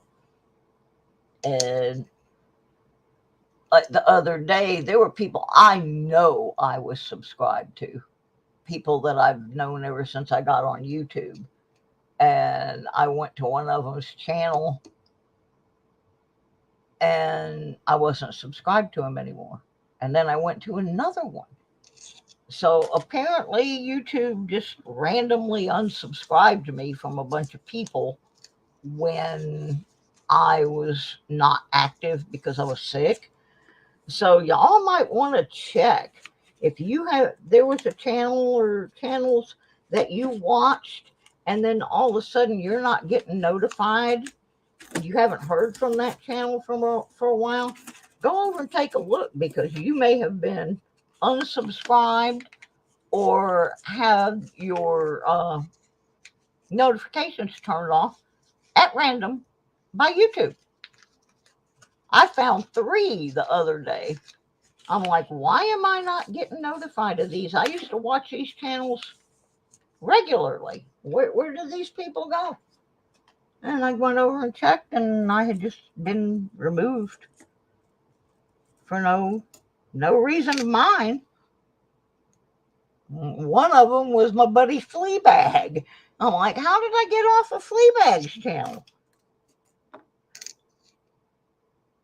It was weird how many of them there were that I was not on that I thought I was. I mean, I know they take away watch hours and stuff, but I don't know why they do those periodic unsubscribe. They even unsubscribed me from my own brother. I'm like, huh? How'd that happen? So yeah, once in a while you need to go back and just say, hey, I always been watching that channel, and now I'm not hearing from them anymore. Why am I not hearing from them? Well, that could be why. Your special candy. Ooh, are they gummies? Special gumbies? Be good humans. We try and be good humans. I'm trying to stay awake because I don't want to wake up in the middle of the night. I got a market to do in the morning. I'm trying to adjust my sleep habits.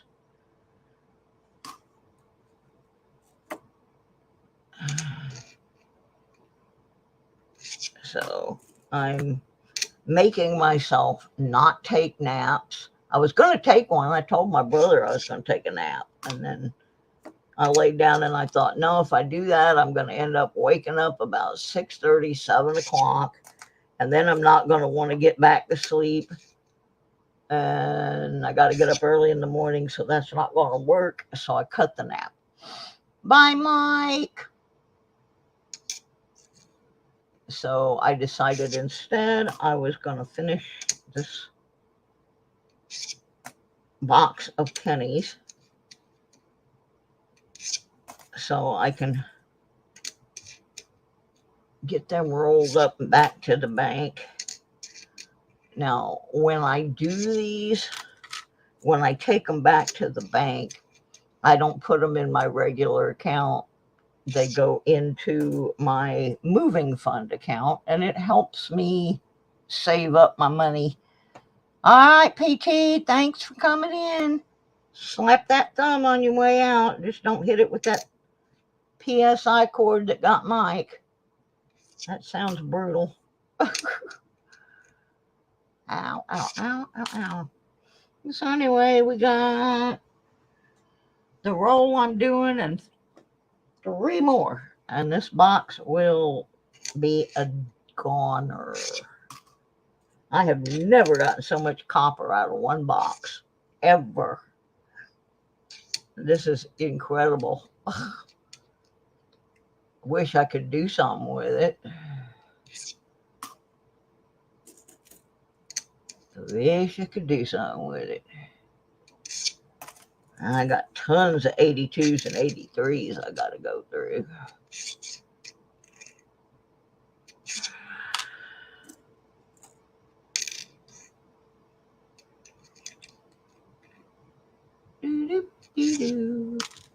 So what's everybody doing for Memorial Day? I was supposed to be doing the miles and miles long flea market that runs today, tomorrow, Saturday, and Sunday.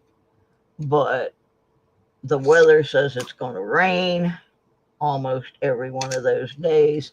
And I did it last year, and it about killed me. I had to get one of my detecting friends to come down on the last day and help me tear down and load my car. I just physically didn't think it was a sound idea for me to try that again.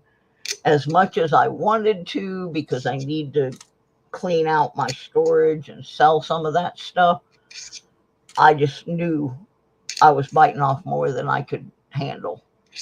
So I canceled my reservation, and I'm just going to go do the local farmers market tomorrow for a few hours.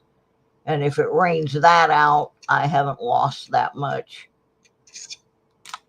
And I haven't jeopardized my health too badly. So now I've got a whole different set of plans for what I'm going to do Memorial Day weekend. I'm going to try and finish up moving the things from the old computer to the new one and getting some things listed on my eBay store. And if possible, if I can get an opening where there's no rain, I got to go make a video of me testing this new product. So that's my whole new set of plans. I'm not even going to go down there where that yard sale thing is. Not going to do it. I'm going to stay here unless I can get out detecting. Or if the rain passes by, I may go down and work on the storage unit for a little while. There's a place right by there that I can test that tool out too. So, but I have no major plans. Oh,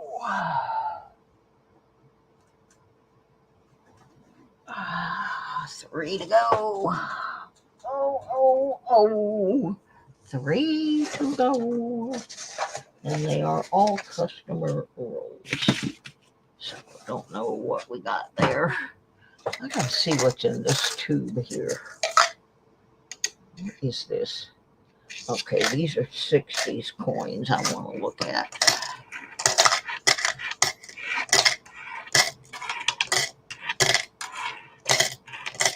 So I have a bunch more of them. There. One less thing. Oh. All right. Oops. Whoa.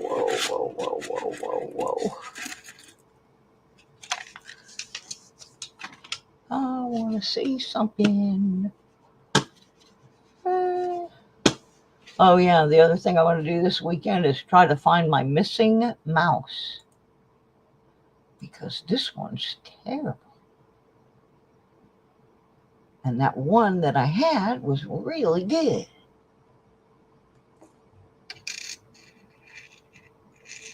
But Mr. M, I think, has taken it for his own. Okay. Alrighty.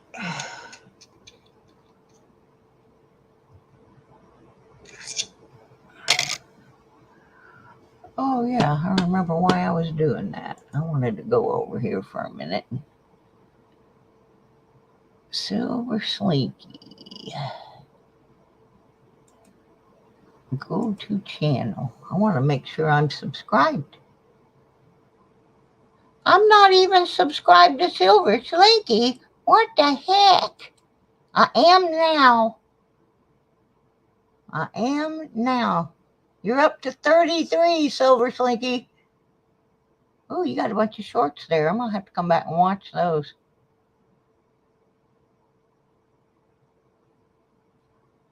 Woohoo! There's stuff there. Yeah, there's some stuff there. Oh, you're on Michael Kittle. Me too. I like Michael Kittle. All right, there we go. I got that done. Hey, fix that. I thought I was already on your channel. That may be another one of the ones that I was on that all of a sudden I wasn't on anymore. But yeah, some of them were channels that I've been on for like a long time. Like, I'm like, why am I not getting Aqua Chigger? Why am I not getting Dig That Beep? I mean, all of a sudden, I just wasn't getting any notifications or anything from channels that I've been watching for a long time. Gypsy Jules, I hadn't heard from for a long time. Went over there, said I wasn't subscribed to her anymore. I'm like, what the heck is going on here?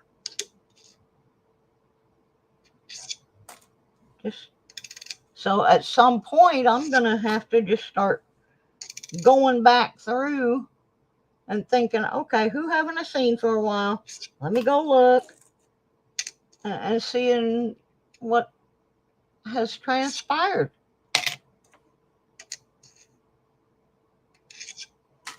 Just don't get it.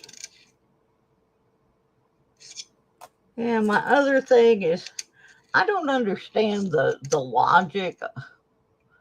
Well, I understand from their point of view, but I don't think it's right for them to take away watch hours, because the people watched it.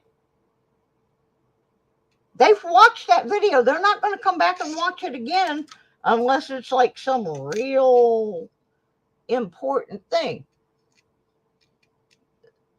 But it's been watched. You should get to keep the credit for it being watched.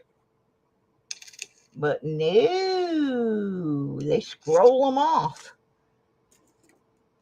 And it makes it almost impossible to get monetized, because as fast as people are viewing, if you are gone for a couple of weeks or something because you're sick, you can lose half your views. And I just don't think that's fair because they've already watched it. They, your subs did what they were supposed to do. They watched your videos. And I don't think it's fair to take that away. I understand taking away subscribers that are fake accounts. I understand taking away subscribers that have been gone for a couple of years. But like in my case, I was gone 6 months because I was sick. And I didn't realize that I needed to come on and make a video once a week from my hospital bed in order to appease the analytics. But apparently you have to do that. That's why I'm never going to get monetized because I'm 70 years old and I go in and out of the hospital. I'm old. That's just what happens. That's just what happens. But yeah, I don't understand that. I don't think that's fair that once someone has viewed your videos that they should be able to unview them, so to speak. I just think that's wrong.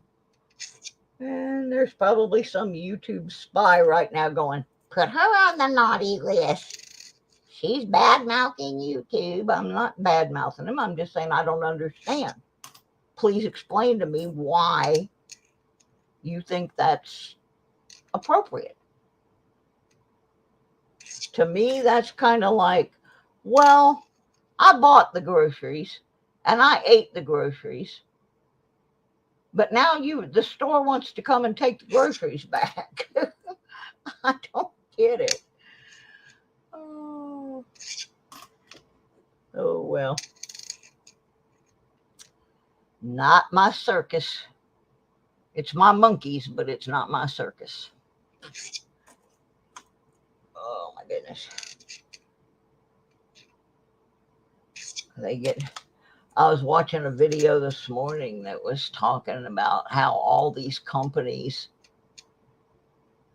sucker people into paying extra fees and how there was one they were showing, and I'm not going to name the company, but they started sending this guy all kinds of spam in his email.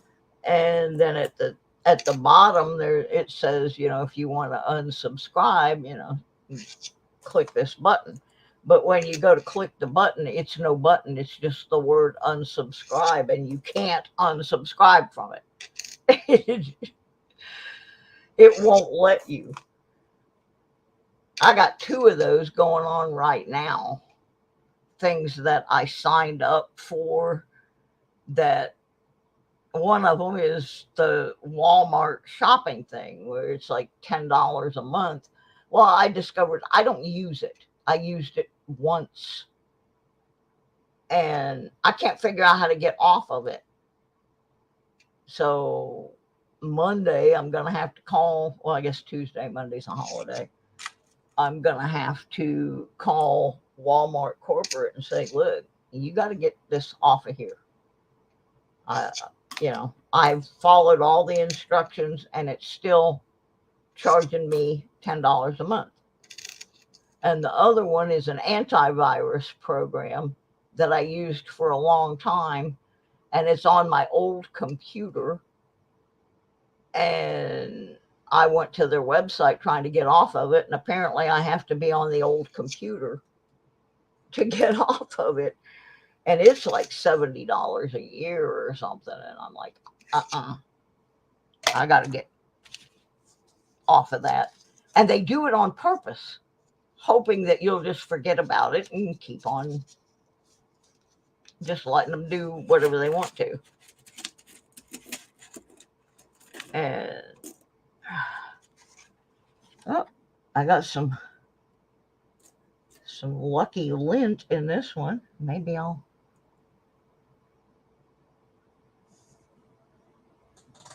actually kind of looks like pot.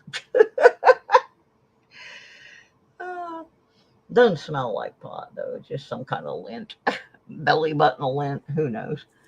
next to the last roll. Here we go. Here we go. Loop-de-loo. Please. Oh, that one was close. But no cigar. Wow. My copper hopper is almost full. This is unbelievable. Wait till I show you this thing. This is a canister that Country Time lemonade comes in. And usually it gets full about 1/3 with copper. It is almost to the top.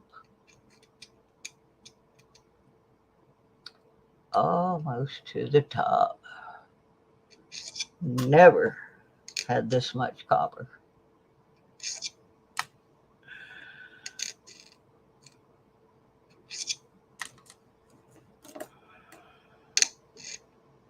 Crazy. And 82s and 83s, lots of them.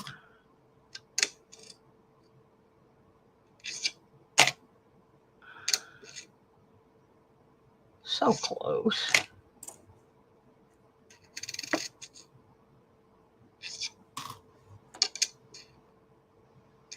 Da-da-da-da-da.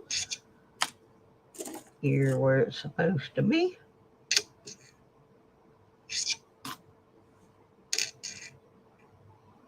Oh, I'll be so glad when this is done. Well, this box has been miserable. The only really good thing that I found in it is that 1930 Wheatie. That was pretty nice. But in general, poopy doo. It's giving me a headache just thinking about it.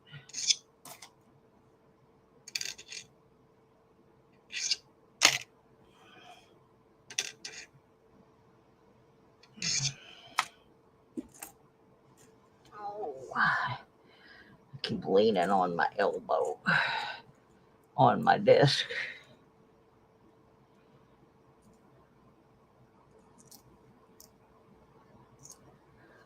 Whew. Okay, we got here 84,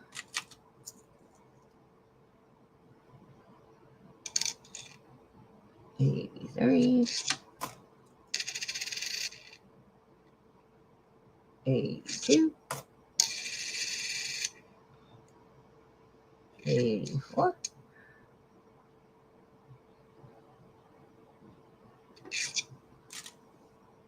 Oh my goodness.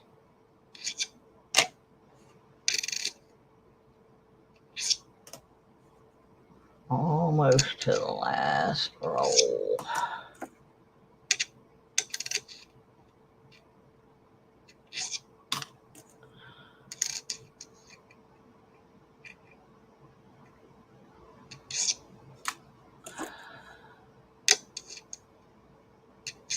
Whoops.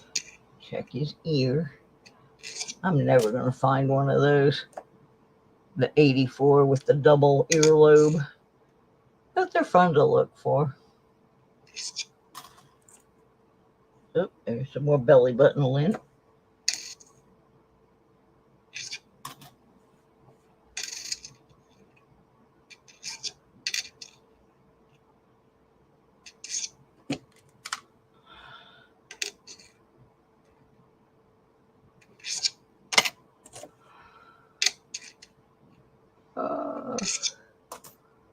I think I'm going to make a pot roast for Memorial Day. My dad's birthday is the 30th, which was the traditional Memorial Day. And when they changed it to the last Monday in May, my dad insisted that we had to give him 2 birthday cakes. One for the 30th and one for whatever day the government said was his birthday. So, and he usually would have my mom make a pot roast. So I think I'm gonna make a pot roast in my crock pot. I get a bunch of meals out of that, and I can control things like MSG and non-GMOs and stuff like that, chemicals. If I go and buy my own stuff, the food's just better. I have become an expert at cooking with crock pot and air fryer. I still cook stuff on the stove periodically, but a lot less fat if I do the air fryer. Those free range chicken wings that I got yesterday were awesome.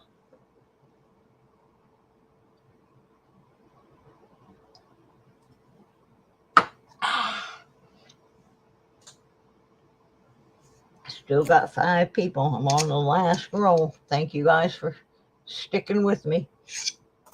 Even if you're not with me and you're just letting the hours run, that's good. It'll give me some watch time.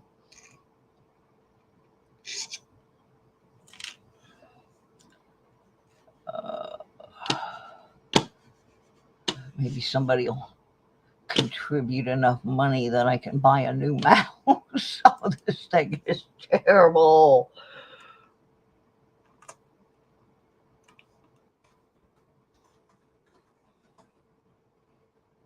It's awful. And on May 30th, we'll be having the monthly Patreon drawing. If you're a Patreon sponsor, you are in that drawing and you are guaranteed to win some kind of silver. And you can be a Patreon sponsor for $2.96. You can't even buy a piece of silver for $2.96. And your odds of winning are pretty good because I think I only have 10 Patreon sponsors. So, and how that works is you just pledge to pay $2.96 a month to the channel, which helps me mail out the packages and all of that good stuff. So, until we can maybe someday get monetized, that's how things work. But yeah, this mouse is the pitch. It disappears. I'll be like watching it, and moving it across the screen, and then all of a sudden it just goes into this dead zone place, and I can't find it. It is so weird. Please, on the last roll, throw us some crumbs.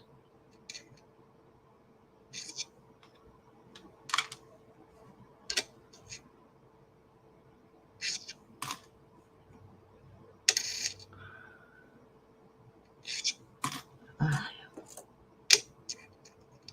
going to be happy when this is gone.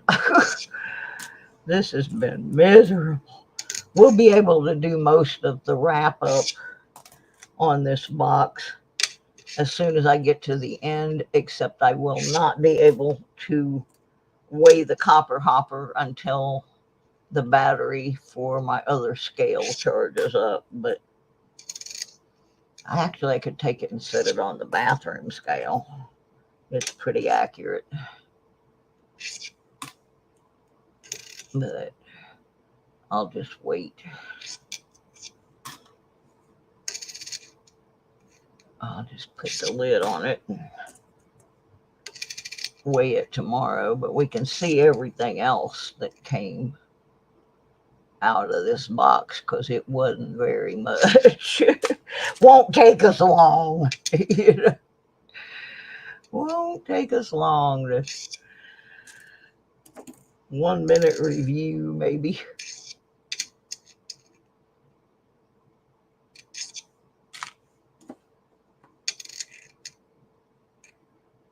Well, I had a pack of those.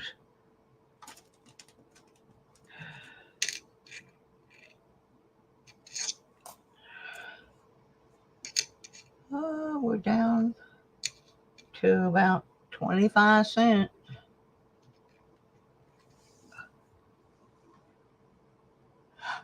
I don't keep them permanently, the copper. I put them in this container while I'm doing the box. And then at the end, I weigh the container to see what percentage of the box is copper. But I don't have any way to keep them. I just don't have the space. So I end up taking them back to the bank. Because number one, my budget is so tight that I can't just keep, pennies sitting around waiting for something to happen with them. So I had somebody for a while that wanted me to keep them for them, and then I saved up a whole bunch of them, and then he decided, well, it's going to cost too much to send them to me. I don't want them. So at which point I said, well, I'm just, this is what I'm going to do. I'm going to see what the total of them in a box usually comes out to, and then I'll just put them back out in the wild. Let somebody else decide if they want to hoard copper. So that's how I do it. And usually this little jar that I use is about a third full at the end of a box. This thing is almost full to the top from this box. So I think somebody dumped their copper. Because this had a ton of copper and a ton of 82s. And I'm kind of wondering if somebody didn't get one of my old boxes, go through it, and re-roll it and put it back at the bank. Because, see, I mark my rolls. So the girls at the bank don't give them back to me, but they might give them to somebody else. And I've already picked through them. But I did find enough in here to, I did find some Wheaties, and I did find some pennies and some Canadians, but not the normal amount that I normally would be getting from a box. But boy, did we get copper. Last one. The box is empty. Thank you. All right. Now I'm going to show you this container. If I can get this mouse to do its mousing thing. Oh my goodness. Oh, this mouse is horrible.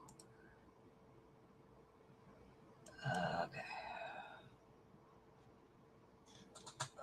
Oh gosh, it's so heavy, I can't even hardly move it. This is the container.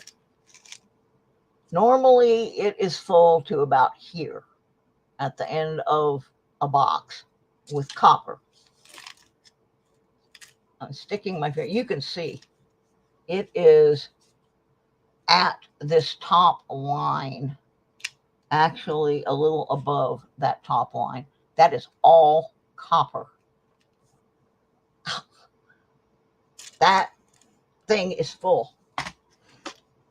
This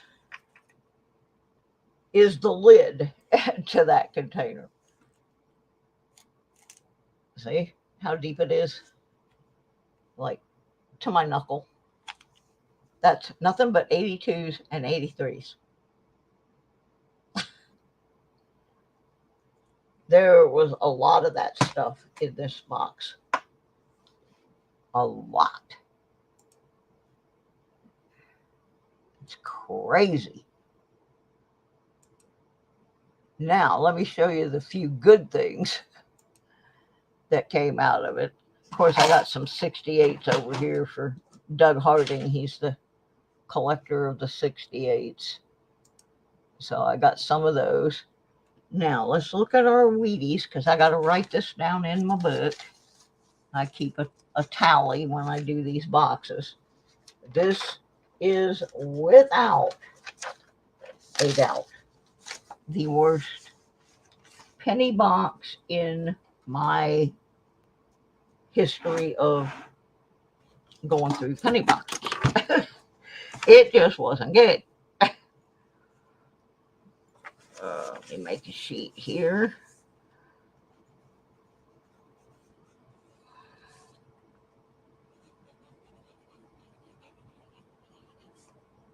Uh, 25, 23. I gotta make a.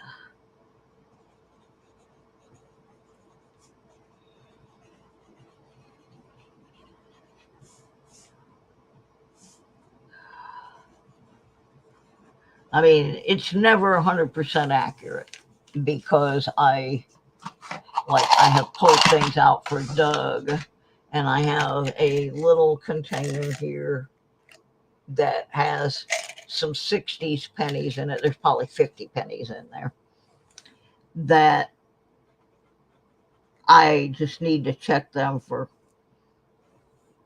errors and stuff. But I can't find the first half of my cheat sheet, so I'll have to go back and do them. So here's our Wheatie collection. We got a scraggly 1942.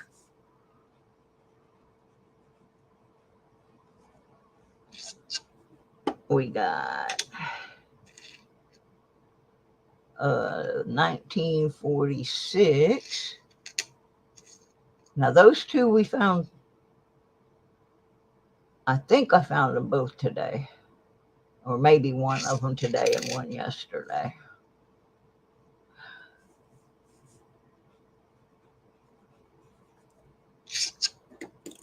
I think this is this is the best find, 1930. That's a gem.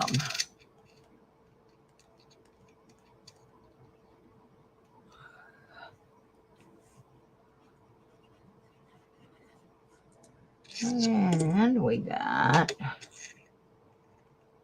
a 44.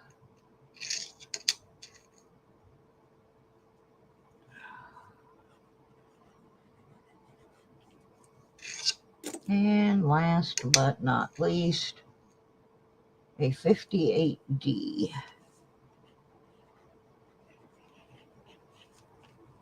I'm writing at the top of the page, worst box ever. Oh, horrible. Absolutely horrible. Okay, and then we got 5 Canadians.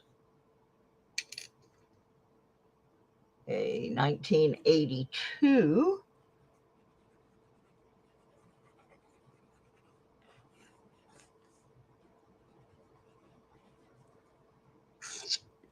A something, something, something. Oh, no, there's another Wheatie. Oh, no, that's the 1930. I had set it aside. Okay. I was going to say. Yeah, okay, that goes there. So there's 1, 2, 3, 4, 5 Canadians. I'll start again with Canada. Oh, that's not a Canadian. I don't know how that got up there. That don't belong there at all. Alrighty, let's see. This is a Canadian. A little older, I think. Well, that's an 82. Maybe I have 2 82s. Yeah, I have 2 82s. And a 64.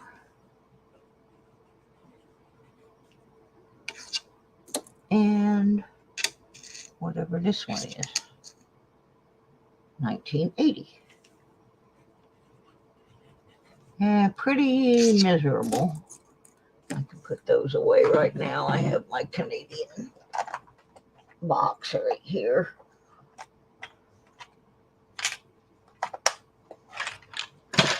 I just started saving Canadian stuff. Oops. That's supposed to be in the Canadian box. I'll get it here in a minute. All right. Now, then we got 3 of the Lincoln Life series, and all 3 of them are in pretty decent shape. Not too bad.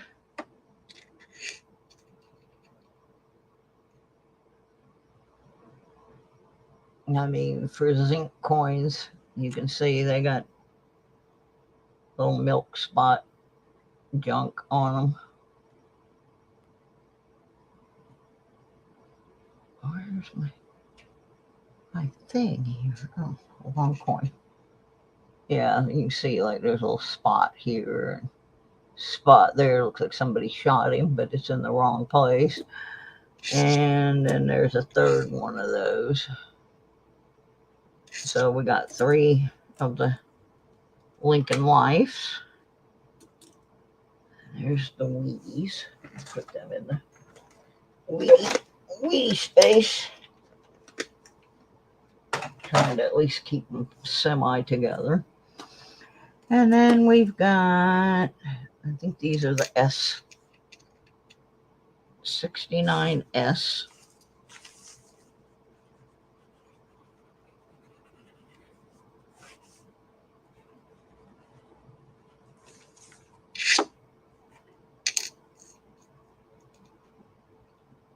Another 69S.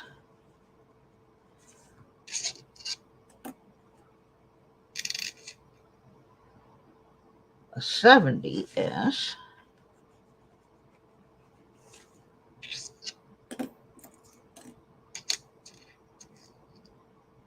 A 72S.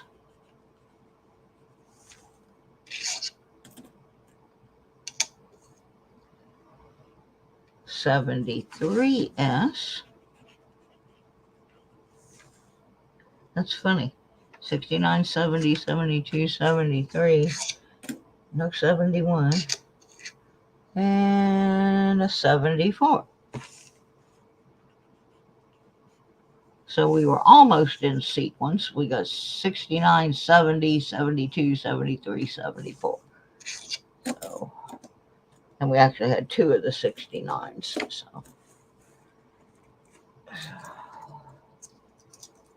So that's those. And then I don't know what these are. These are probably just random 60s that I want to look at that need to go in that jug. No, that's an 84. I don't know what that's doing up there. He didn't have anything exciting on him. Oh, there's a 69S, another one. So we got 3 of those.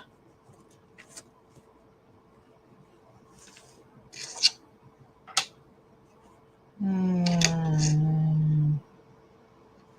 I don't know why the 76. Sometimes pennies just get thrown up here when my aide is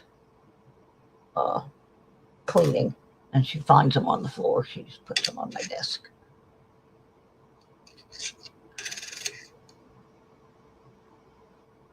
Yeah, this is the one there's a debate on whether that is a true white AM or not. And that is the whole sum total of anything that was worth keeping out of that box. That box was just abysmal. It was horrible. And I'm glad it's done. So I got to decide between now and Tuesday, because the bank's closed on Monday,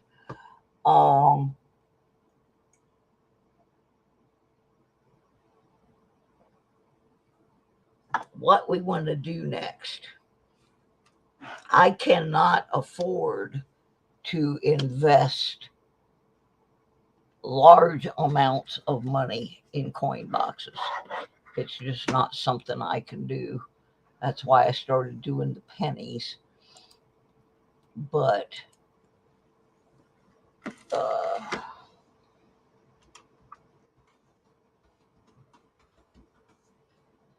I'm not sure.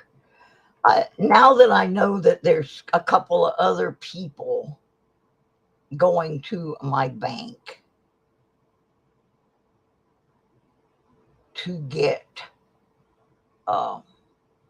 pennies, it's almost not worth it for me to get them unless I can get circulated bankrolled, because the customer rolled are almost always picked. So I'm trying to decide what I want to get next. Do I want to get more pennies? Do I want to get nickels? What do you guys want to see that won't bust my budget? I'm almost thinking about just going and getting like 4 rolls of this and 4 rolls of that and seeing if we produce anything that way. So make a suggestion what you want to see. Hey, Furry, hi, Paula. We just finished up that nasty roll of pennies. Oh my gosh. Worst roll ever. Worst roll ever. It was just horrible. So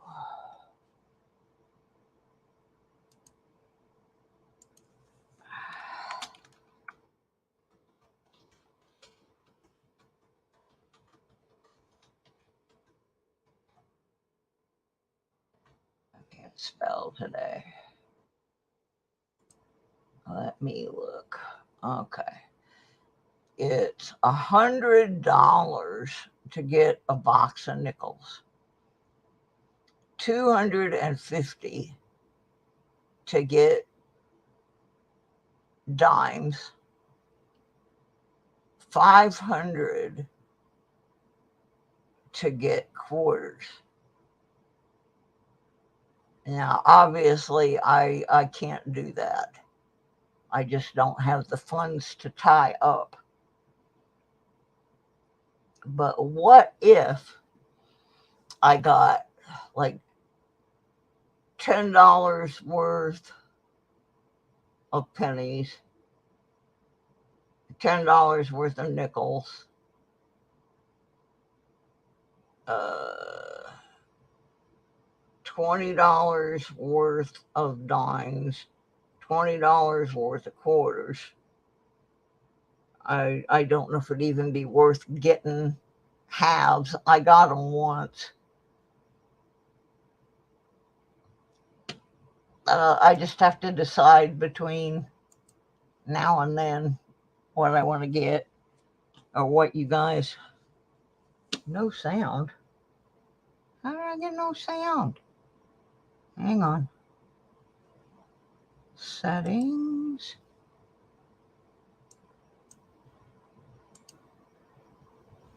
Check. Says I have sound here. It says I have sound here. I don't know. Anybody else not have sound? Okay, Paula's got sound. Who said they didn't have sound? Furry, have you got me muted again? Did the kitty cat get up there and put me on mute because she didn't want to listen to M3? Okay, Paula says I got sound. My computer says I got sound. Oh, well. I was about to go anyway because it's much later than I thought it was. And I have to... Okay, James says I have sound. Yeah, I got market to do tomorrow if the weather permits. So I'm gonna have to wrap this mess up, go fix my din, make sure I have everything packed up for tomorrow, and get some sleep. I hope I didn't do super duper at the market last night, but it wasn't a total failure. And I ended up making my booth rent $16, almost all on critters. And then when I went to get in my car, between my car and the curb, I found a $20 bill on the ground. So that was my bonus. So hopefully I will do better on Saturday. I think the crowd is better. I jumped off of the flea market train. 4 days just sounded like too much for me. So instead, I'm going to try to do the farmer's market, but starting at about noon or so, rain is supposed to start moving into the area. So we will see what happens, and hopefully I can sell some more of them critters and get them adopted out to new peoples. So yeah, and I was working on everybody's packages. My scale quit working, so I've got another scale, but it runs on like a rechargeable batteries, and I didn't have any charged up for it. So right now it's just charging up, and so probably this weekend when I'm stuck in the house in the rain, I'll finish those up, hopefully. Paula says surgery scheduled for the 21st. Okay, mine is scheduled for June the 15th. That's for my Watchman heart monitor thing. So I'm just waiting for them to call me back with my pre-op instructions and my exact time, because I'm trying to get my niece to come and be with me for a day or so after the surgery, so I'm not here by myself since they took away my nurse. So let me know what your progress is, Paula. Where are you getting your surgery done? Because I know basically where you live. Mine, I'm getting done in Roanoke.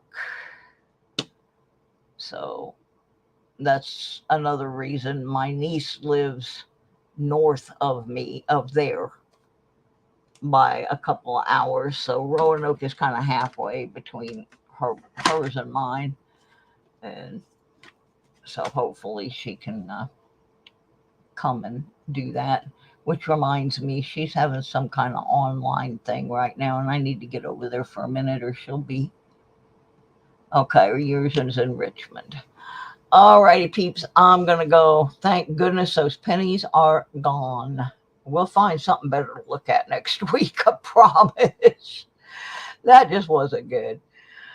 All right, people, thank you. Make sure you hit the like and make a comment and subscribe and share and do all that good stuff that might someday help me out. Thank you, people. Have a wonderful holiday weekend. We love you. Bye.